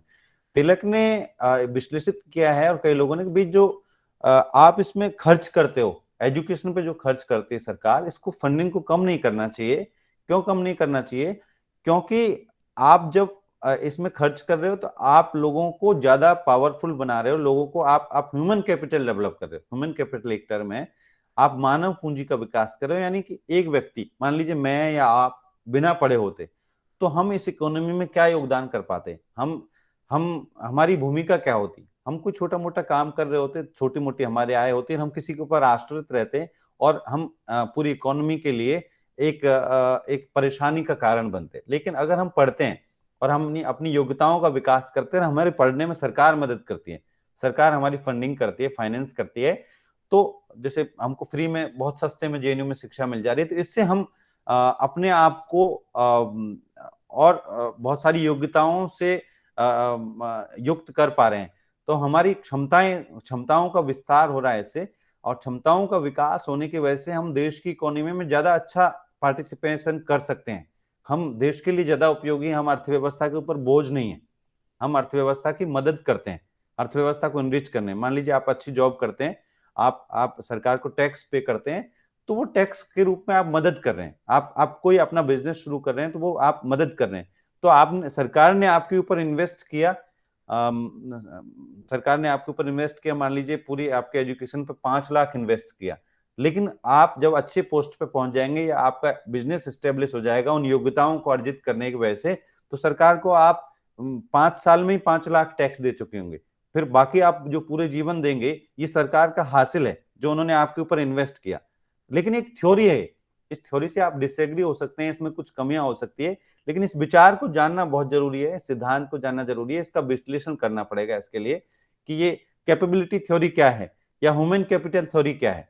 ये सिद्धांत है, ऐसे समाज विज्ञानों में बहुत सारे सिद्धांत है, और जब हम साहित्य में उन सिद्धांतों को, विभिन्न रचनाओं में जब वो सिद्धांत अव्यक्त होते हैं, उनको हम विश्लेषित करते हैं, तो ये शोध का एक बहुत बड़ा उद्देश्य है कि हम उन सिद्धांतों को समझें और उनको विश्लेषित करें। पूस की रात कहानी बड़ी आसान सी कहानी है, या कफन कहानी बड़ी आसान सी कहानी लगती है, लेकिन उनमें सिद्धांत है, उन दोनों कहानियों में बहुत बड़ा सिद्धांत है। पूस की रात में आखिर में वो अपने खेत को जल जाने दे रहा है, अपने खेत को चढ़ जाने दे रहा है, और वो आग के पास बैठा हुआ है। या कफन कहानी में वो काम नहीं करना चाहते, इसको लेकर के बहुत डिस्कशन हुआ है। घीसू और माधव काम नहीं करना चाहते, क्योंकि उनको पता है कि काम करने से क्या हासिल होगा, जो काम कर रहे हैं उन्होंने क्या क्या क्या पा लिया, वो उनसे बेगारी कराते हैं या बहुत कम मजदूरी देते हैं। तो ये श्रम से अलगाव का एक सिद्धांत है, श्रम अलगाववाद। श्रम से आपका एक अलगाव हो जाता है जब आपके श्रम का पर्याप्त मूल्य नहीं मिलता, ये अर्थशास्त्र का एक सिद्धांत है। तो उस अर्थशास्त्र के सिद्धांत को एक कहानी के माध्यम से प्रेमचंद आपके सामने प्रस्तुत करते हैं, लेकिन उस बात को आप तब तक नहीं समझ पाएंगे, उस सिद्धांत से, उस विचार से आपका परिचय नहीं है। तो विचारों का विश्लेषण करना भी शोध का एक बहुत महत्वपूर्ण उद्देश्य है। फिर अगले उद्देश्य के तौर पे आप रेखांकित कर सकते हैं, आप लिख सकते हैं विचारों की तुलना करना। विचारों का संकलन हुआ, विचारों का विश्लेषण हुआ, और विचारों की तुलना। विश्लेषण की प्रक्रिया में अकेले किसी विचार को आप जब प्रस्तुत करते हैं तो वो इतना प्रभावी नहीं होता, और शायद वो सत्य के उतना करीब नहीं होता जितना तुलना करने के बाद होता है। इसलिए विचारों की तुलना बहुत जरूरी है। जब आप किसी भी विचार को लेकर के बात कर रहे हैं, मान लीजिए आप अम्बेडकरवाद को लेकर के बात कर रहे हैं, या आप नारीवाद को लेकर के, नारीवाद की, अब भारत में नारीवाद को आप समझना चाहते हैं, भारत में नारीवाद कैसे आया, फेमिनिज्म कैसे आया। अब आपके पास में दो बहुत ही अहम टेक्स्ट हैं, दो अहम स्रोत हैं आपके पास में। एक सिमोन दे बोवार की किताब द सेकंड सेक्स, जिसका प्रभा खेतान ने स्त्री उपेक्षिता नाम से अनुवाद किया, और उसके बाद में एकदम नारीवादी लेखन में एक बड़ी संख्या में सामने आने लगा, लोग लेख लिखने लगे, कहानियों कविताओं में उसका उपयोग करने लगे। एक किताब है हमारे पास पहले से, उससे बहुत पहले से, श्रृंखला की कड़ियां, महादेवी वर्मा की किताब, जिसमें स्त्रियों की पराधीनता को काफी अच्छे से विश्लेषित किया गया है और कई सारी चीजें उसमें आपको सिमिलर मिलेंगी, जबकि वो ले ड्यूजियम सेक्स यानी द सेकंड सेक्स से पब्लिश होने से पहले महादेवी वर्मा की किताब पब्लिश हो चुकी थी, और स्त्री उपेक्षिता नाम से उसका अनुवाद तो बहुत बाद में हुआ, अंग्रेजी में भी बाद में अनुवाद हुआ। महादेवी वर्मा जब किताब लिख चुकी थी उसके बहुत बाद में, उसका करीब 1 दशक बाद में शायद उसका अंग्रेजी में अनुवाद हुआ। मूल रूप से शायद जर्मन में ये किताब है, फ्रेंच में या जर्मन में, उसमें किसी में है तो अब फ्रेंच में है शायद। तो उसमें से अब आप देखेंगे कि भारत में नारीवाद, जब आप किसी कहानी को पढ़ रहे हैं, किसी कविता को पढ़ रहे हैं जो फेमिनिस्ट नजरिए से लिखी गई है, तो उसको आप विश्लेषित करते वक्त आपके सामने श्रृंखला की कड़ियां भी होनी चाहिए, आपके सामने स्त्री उपेक्षिता भी होनी चाहिए, आपके सामने और वर्जीनिया वुल्फ की रचनाएं या दूसरी और फेमिनिस्टों की रचनाएं भी होनी चाहिए, और उनके माध्यम से आप ये समझें कि वास्तव में फेमिनिज्म सिर्फ एक शब्द भर नहीं है, उसके भी बहुत सारे आयाम हैं, उसके भी अलग अलग आंदोलन हैं, उसके भी कई वेव्स हैं जिनको हमको समझना होगा। और फिर जब फेमिनिज्म का आपको इतिहास लिखना है तो इन सब रचनाओं को, सब विचारों को शामिल करना है और उसके विविध आयामों पे बात करनी है। ऐसी अम्बेडकरवाद की बात करें या ऐसे और किसी विचार की बात करें, उन विचारों की तुलना के माध्यम से उस सत्य के हम ज्यादा करीब पहुंचते हैं, जो हमारे जीवन का और शोध का सबसे बड़ा उद्देश्य है। कुछ और उद्देश्यों की हम बात कर लेते हैं। शोध का एक उद्देश्य है, हालांकि ये साहित्य और भाषा के अनुशासनों पर उतना लागू नहीं होता, लेकिन समाज विज्ञानों और प्राकृतिक विज्ञानों में बहुत ज्यादा लागू होता है, वो है समस्या का समाधान प्रस्तुत करना। जो हमारे सामने समस्याएं आती है, हमारे सामने एक समस्या आ गई फरवरी मार्च 2020 में, अचानक से एक समस्या आ गई कि एक नया वायरस आ गया। इस वायरस ने पूरी दुनिया को अपनी चपेट में ले लिया और जिसका नाम कोविड-19 रखा गया। तो अब इस वायरस से एक जो भूमंडलीय समस्या, एक ग्लोबल प्रॉब्लम पैदा हो गई, उस प्रॉब्लम से निकलने के लिए हमको एक समाधान चाहिए, उससे बचने के लिए एक समाधान चाहिए। तो नेचुरल साइंसेज की, खासतौर पे केमिस्ट्री वगैरह की, वायरोलॉजी जो वायरस का अध्ययन करती है, उसकी ये जिम्मेदारी है कि वो इस वायरस के अलग अलग वेरिएंट्स का पता करे, इस वायरस के बारे में पता करे और इसका समाधान प्रस्तुत करें, ताकि हम अपने जीवन बचा सकें। इस तरह से कोई समस्या आती है कि भाई अर्जुन सेन गुप्ता कमेटी रिपोर्ट, जो इकोनॉमिक्स के विद्यार्थी उसको रेफर करते रहते हैं, कि अर्जुन सेन गुप्ता कमेटी या तेंदुलकर कमेटी वो कहती है कि भारत में 80% से ज्यादा आबादी 20 रुपए प्रतिदिन से कम पे गुजारा करती है, यानी कि हम बिलो पॉवर्टी लाइन में हमारी बहुत बड़ी आबादी है, हम गरीबी रेखा के नीचे जीवन यापन करने वाली बहुत बड़ी आबादी है। अब हमारे सामने एक समस्या है, इसका समाधान करना है हमको, तो हमने एक कमीशन बनाया, अब इस पे हमको रिसर्च करना है इस समस्या के समाधान के लिए, कि भाई इतने सारे लोग गरीब है, कैसे वो गुजारा करते हैं 20 रुपए प्रतिदिन से कम पे।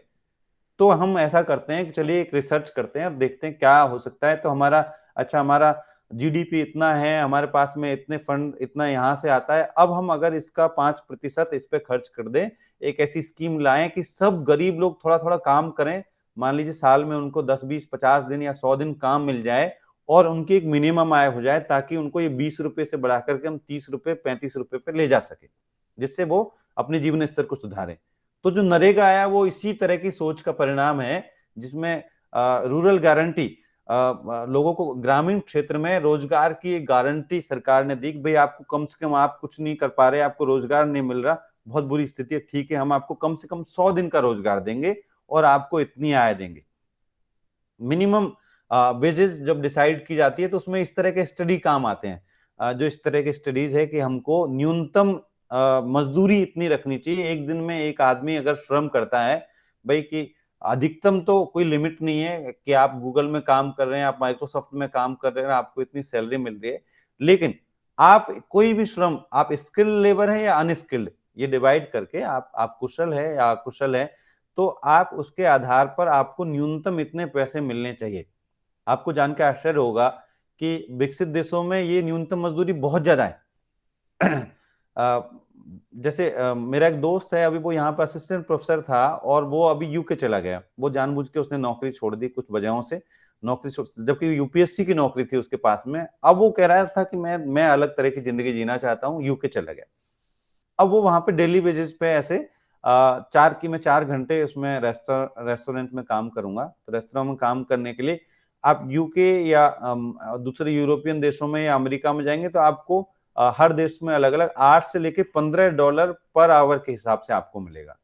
यानी $8 आपको 1 घंटे के मिनिमम मिलेंगे। अब $8 कितने हुए? 600-700 रुपए के आसपास हुए पर आवर का, ये आपको है। अब भारत में न्यूनतम मजदूरी क्या है? भारत में न्यूनतम मजदूरी है 300 से 400 के बीच में कुछ होगी, 400 के आसपास है। अब वहां पे पर आवर ये मिल रहा है, तो आप अगर स्टूडेंट हैं, आप रिसर्चर हैं, तो आप अपनी पढ़ाई के अलावा 3-4 घंटे आप रेस्टोरेंट में काम करके या कहीं और अखबार में काम करके, किसी चीज में काम करके मिनिमम आप इतना कमा लेंगे। जैसे मैं टर्की में रहा 1 साल, तो वहां देखा मैंने कि जो सबसे गरीब लोग हैं, सबसे कमजोर है, वो भी हमसे अच्छे कपड़े पहनते हैं, अच्छी तरीके से रहते हैं। तो कैसे ये संभव है?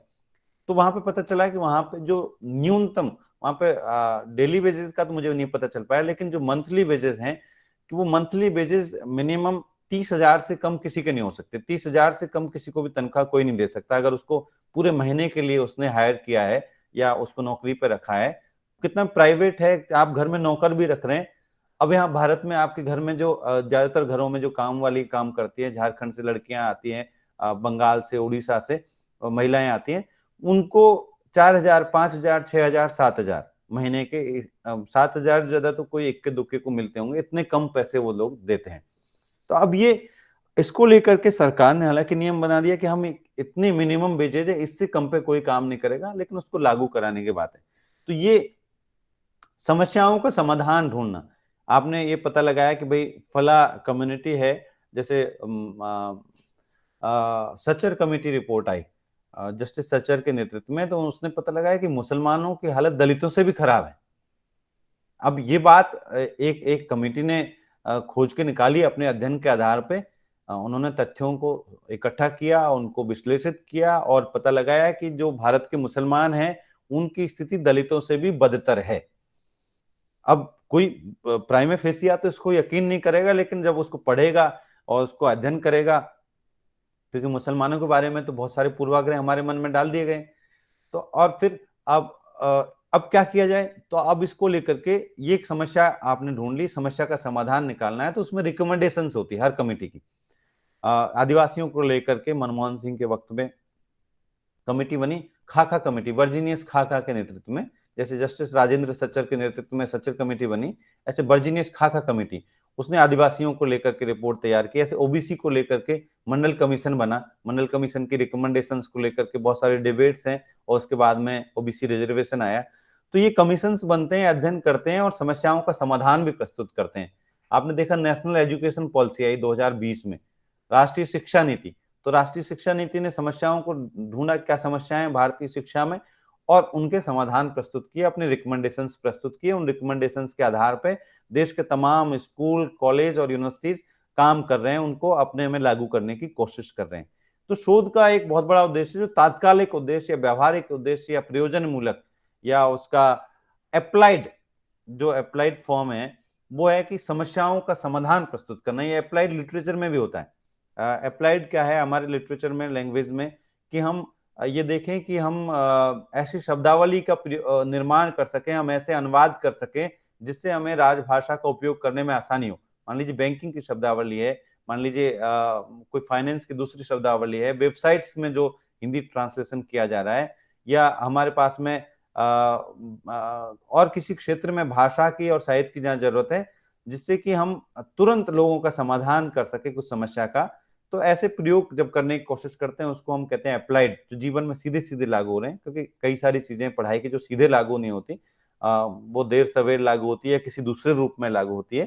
तो अप्लाइड फॉर्म्स हैं सभी सब्जेक्ट्स के, सभी अनुशासनों के, उसमें हम समस्याओं का समाधान खोजने की कोशिश करते हैं। जैसे पत्रकारिता है, तो पत्रकारिता को कैसा होना चाहिए, तो पत्रकारिता के लिए फिर ट्रेनिंग है और उसको उस तरह के उसके एथिक्स हैं, उसके मूल्य हैं, वो सब पे चलना चाहिए। या ट्रांसलेशन है या प्रयोजन मूलक है, ये इस तरह के हिंदी भाषा साहित्य के भी उद्देश्य हो सकते हैं। तो समस्याओं का समाधान करना ये शोध का एक उद्देश्य है। एक और उद्देश्य मैं आपको एक क्या, अभी 4-5 और बचे हुए हैं, उनकी बहुत संक्षेप में हम बात कर लेते हैं। आप थक तो नहीं गए ना? अभी हम बात कर सकते हैं। नहीं सर, नहीं मोबाइल सर। थोड़ा क्योंकि समय हो गया काफी। पर हाँ, शोध का एक उद्देश्य है व्यक्ति, विचार या घटना के विविध आयामों को समझना और समझाना। इसमें हमने विचार और घटनाओं यानी तथ्यों के बारे में तो बात की कि उनको विश्लेषित करना ये काम है, तो इसमें व्यक्ति को भी शामिल कर ली। तो व्यक्ति, विचार या घटना, इनके जो विविध आयाम है, आप मान लीजिए आजकल नेहरू को लेकर के बड़ा डिस्कोर्स चल रहा है, तो नेहरू या तो पूज्य है या नेहरू एकदम निंदा के पात्र है। तो अब हमको नेहरू के बारे में, अगर हम मान लीजिए समाज विज्ञान के विद्यार्थी हैं, तो नेहरू के विचारों का हमको एक समेकित अध्ययन करना पड़ेगा, समझना और समझाना। ये शोध का उद्देश्य है कि भाई नेहरू वास्तव में क्या थे, नेहरू के विचार क्या थे, नेहरू की पॉलिसीज क्या थी। तो अब नए सिरे से इस पे अध्ययन करने की आवश्यकता हो गई, क्योंकि नेहरू को या तो आलोचना की जा रही है, उनकी निंदा की जा रही है, या उनकी सिर्फ प्रशंसा की जा रही है। इसके बीच में से एक रिसर्चर की जिम्मेदारी ये है कि उनके बारे में सच का पता लगाए। अब गांधी अचानक से ये हुआ कि इररिलेवेंट से हो गए, अप्रासंगिक हो गए। आज के दौर में मतलब गांधी जी की कभी कभी भाषणों में जिक्र आता है, प्रधानमंत्री भाषणों में जिक्र कर लेते हैं, पर आप समाज में जाएंगे, लोगों के बीच जाएंगे, तो आप देखेंगे कि गांधी के बारे में कोई बात नहीं करता, गांधी के बारे में कोई जानता भी नहीं। गांधी के बारे में बात करने का स्तर ये हो गया कि गांधी के बारे में एक फिल्म बन गई, लगे रहो मुन्ना भाई, गांधीगिरी के बारे में। तो अब गांधी के बारे में अगर किसी से, नई पीढ़ी से आप पूछेंगे कि गांधी कौन थे, क्या थे, तो उनका जो स्रोत होगा वो मुख्य तौर पर वो लगे रहो मुन्ना भाई से वो सीखेंगे। या भगत सिंह के बारे में आप बात करना चाहते हैं, भगत सिंह ने बहुत नहीं लिखा कि उनकी रचनावली 50 वॉल्यूम में हो और जिसको पढ़ने के लिए आपको 2-4 साल खर्च करने पड़े। उन्होंने कुल जोड़ करके मेरे ख्याल से 200-400 पेज का से ज्यादा का उनका जो संकलन है वो नहीं हो पाएगा।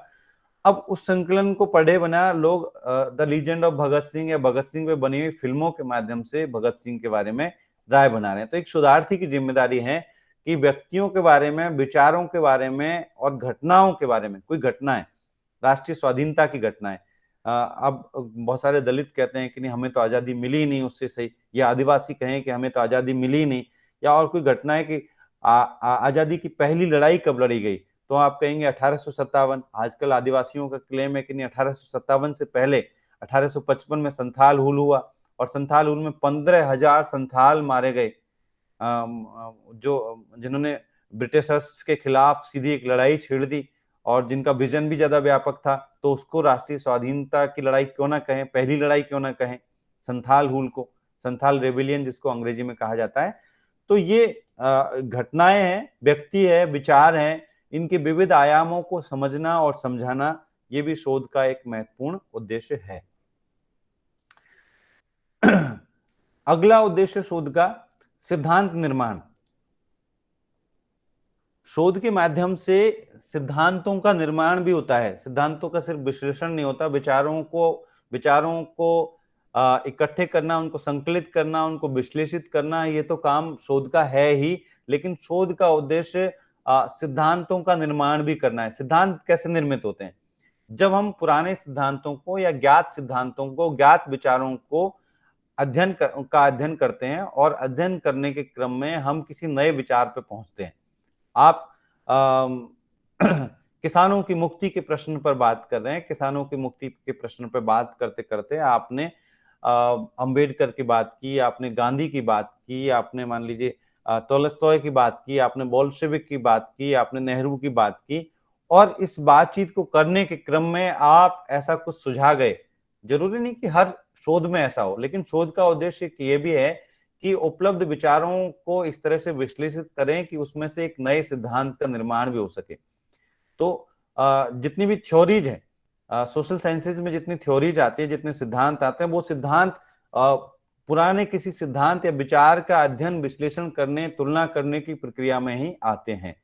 आप किसी एक विचार पर काम कर रहे हैं या दो विचारों की तुलना कर रहे हैं, उसकी तुलना करते करते आप इस निष्कर्ष, अब साहित्य के उद्देश्य पे हम बात करें, साहित्य के उद्देश्य में बात करते करते आज कोई ये कहे कि भाई साहित्य के उद्देश्यों में ये हमने बात की कि इसमें उपदेश हो गया, इसमें यश हो गया और इसमें ये हो गया, इसमें भाई साहित्य का उद्देश्य एक ये भी जुड़ना चाहिए, एक नया सिद्धांत वो जोड़ दे उद्देश्यों में कि इससे जीविकापोर्जन चलना चाहिए, इससे आपको इतनी आय होनी चाहिए, इनकम होनी चाहिए। जैसे आप देखते होंगे हमारे युवा मित्र नीलोत्पल मृणाल लेखक हैं, साहित्य अकादमी युवा पुरस्कार से सम्मानित हैं और उनके कई उपन्यास प्रकाशित हो गए हैं।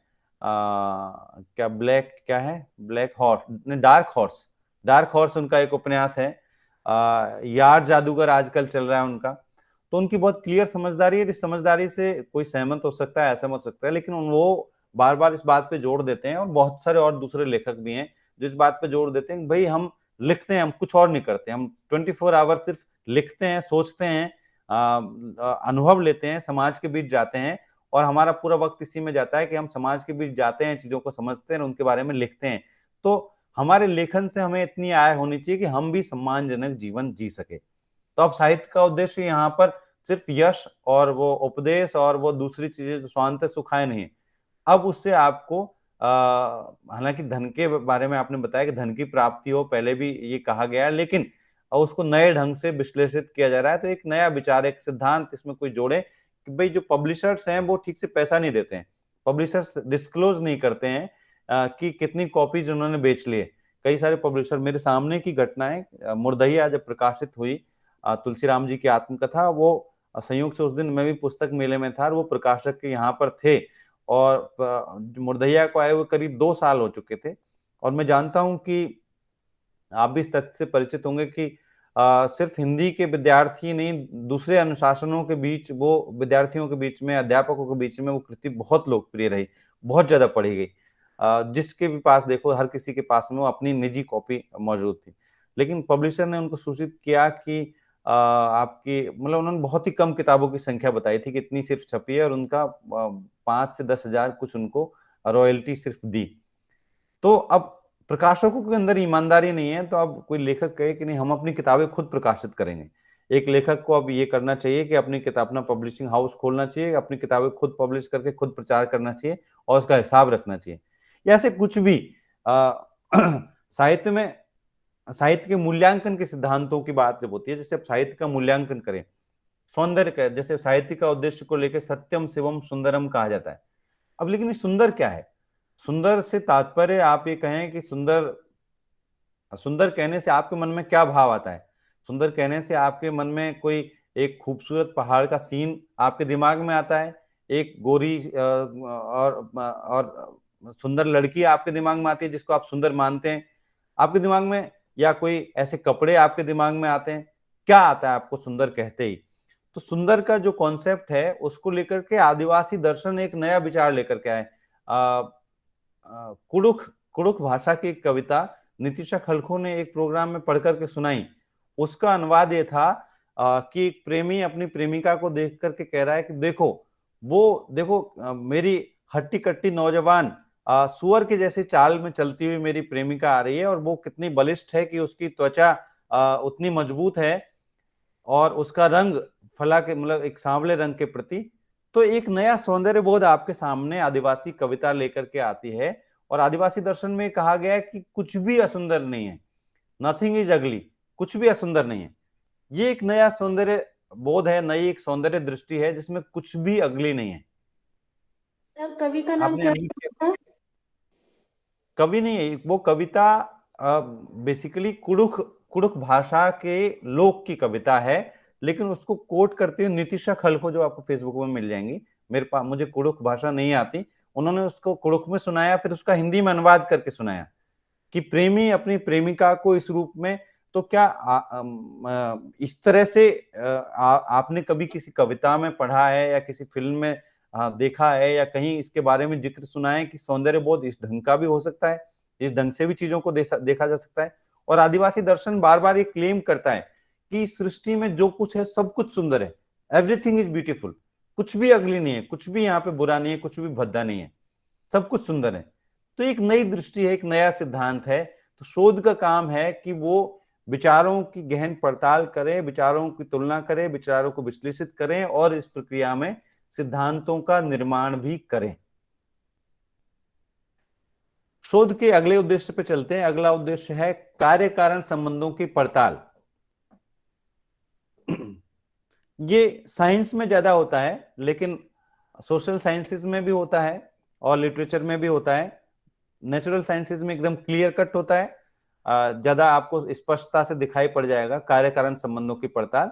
लेकिन समाज विज्ञानों में और साहित्य आदि मानविकी विषयों में भी कार्य कारण संबंध होते हैं और उनकी पड़ताल करना शोध का काम है। कोई घटना कैसे घटी, एक तो होता है कि हम आस्था और विश्वासों के आधार पर मानने लगते हैं कि भाई जो बारिश हुई तो अब इंद्र की किसी ने पूजा की और उससे इंद्र प्रसन्न हो गए और बारिश हो गई।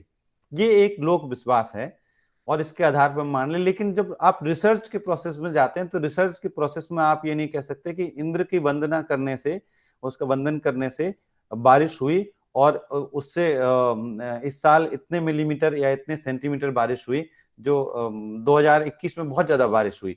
अब इसको आपको विश्लेषित करना है तो आपको कार्य कारण संबंध, आप एक इसका कार्य कारण, अगर आप भूगोल के अध्येता हैं तो इसका कार्य कारण संबंध शायद इस तरह से कुछ हो सकता है। मुझे पता नहीं है क्या कारण रहा है इसका, लेकिन ये हो सकता है कि कोविड की वजह से लोग घरों से बाहर कम निकले कम निकलने से पर्यावरण थोड़ा साफ सुथरा रहा भारत में, क्योंकि पॉल्यूशन बहुत ज्यादा है। पॉल्यूशन कम रहा, पॉल्यूशन कम होने से जो प्राकृतिक परिघटनाएं बारिश के लिए जिम्मेदार हैं, जिनकी वजह से बारिश होती है वो ज्यादा अच्छी तरह से घटित हो पाई और इसलिए इस साल 2021 में बारिश ज्यादा हुई।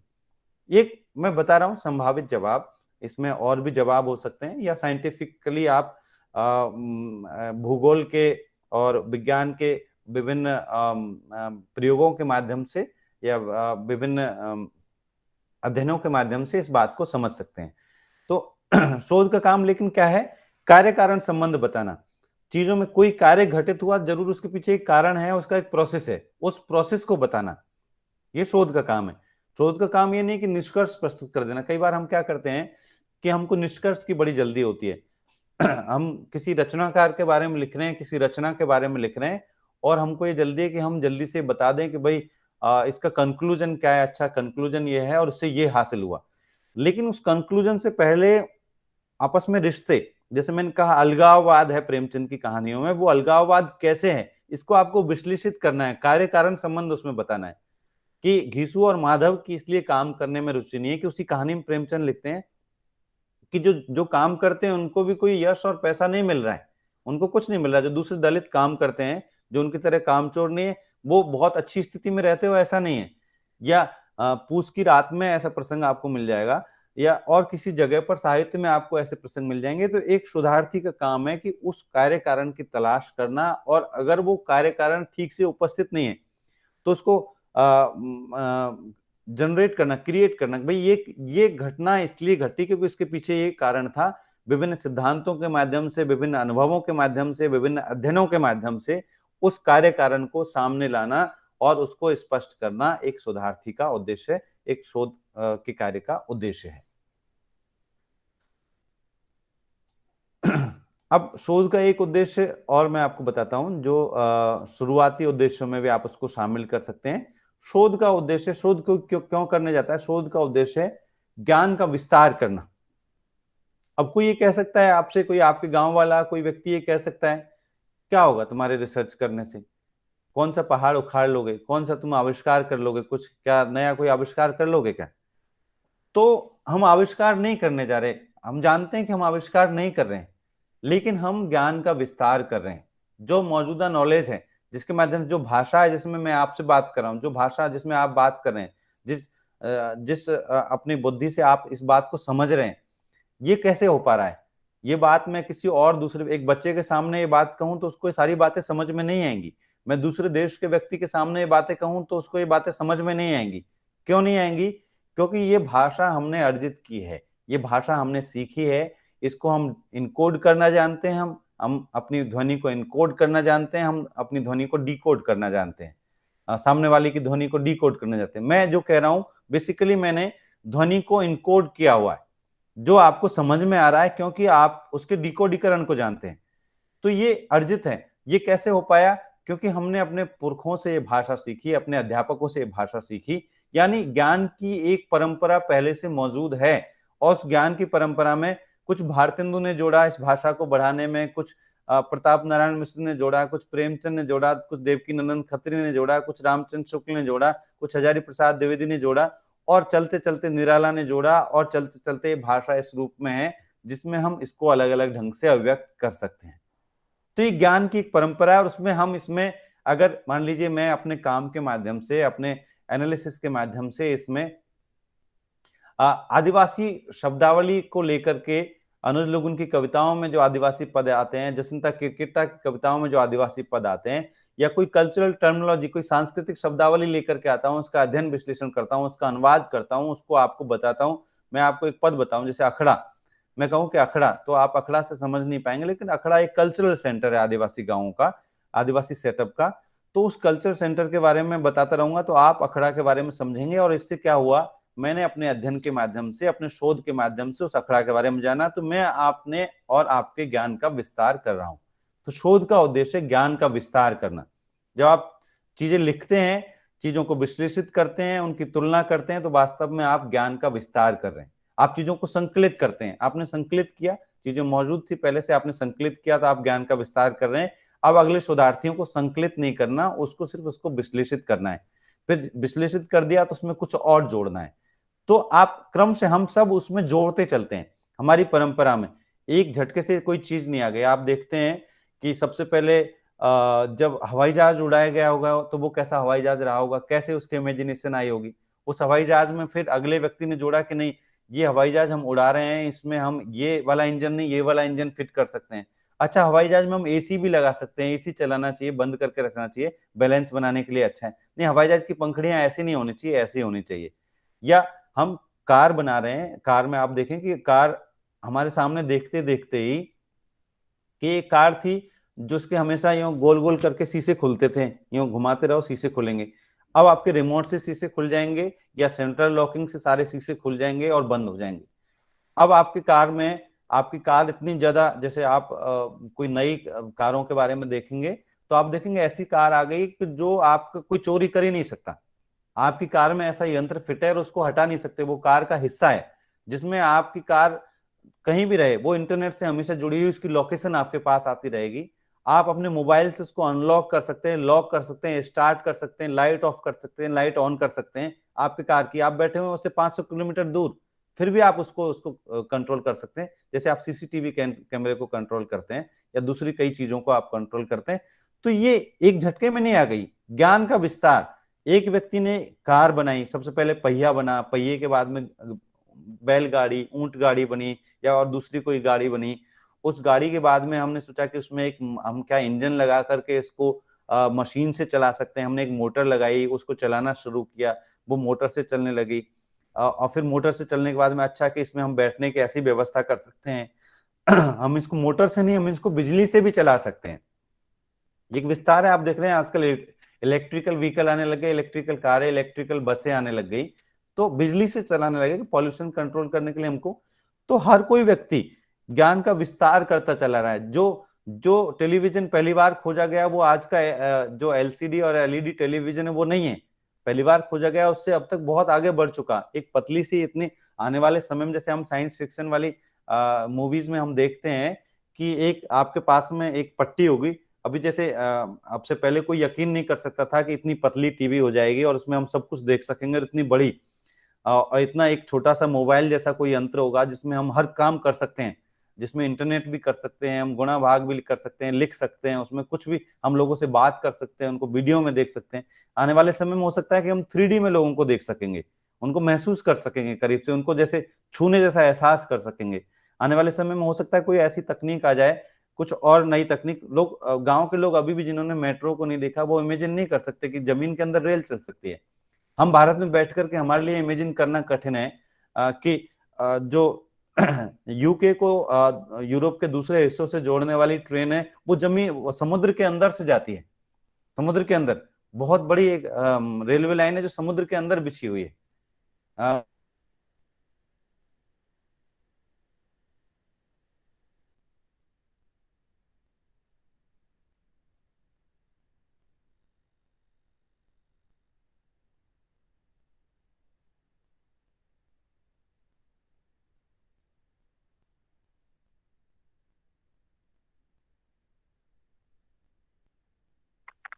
निरंतर सर की आवाज आई तुमको?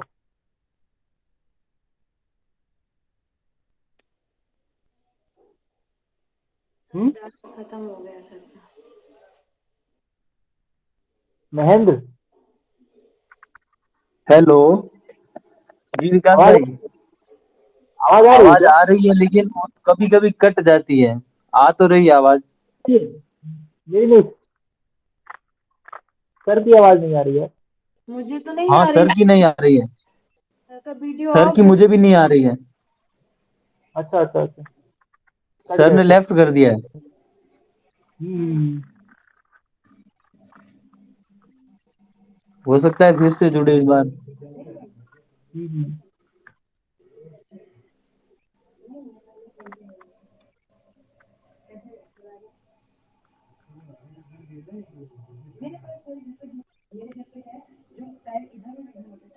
रह गया था मेरे ख्याल से। अब कंक्लूड करते हैं क्योंकि मेरे पास 10 से 15 मिस कॉल हो गए हैं लोगों के, कुछ अर्जेंट काम ना हो, इसलिए अब इसको कंक्लूड अच्छा करते हैं ना।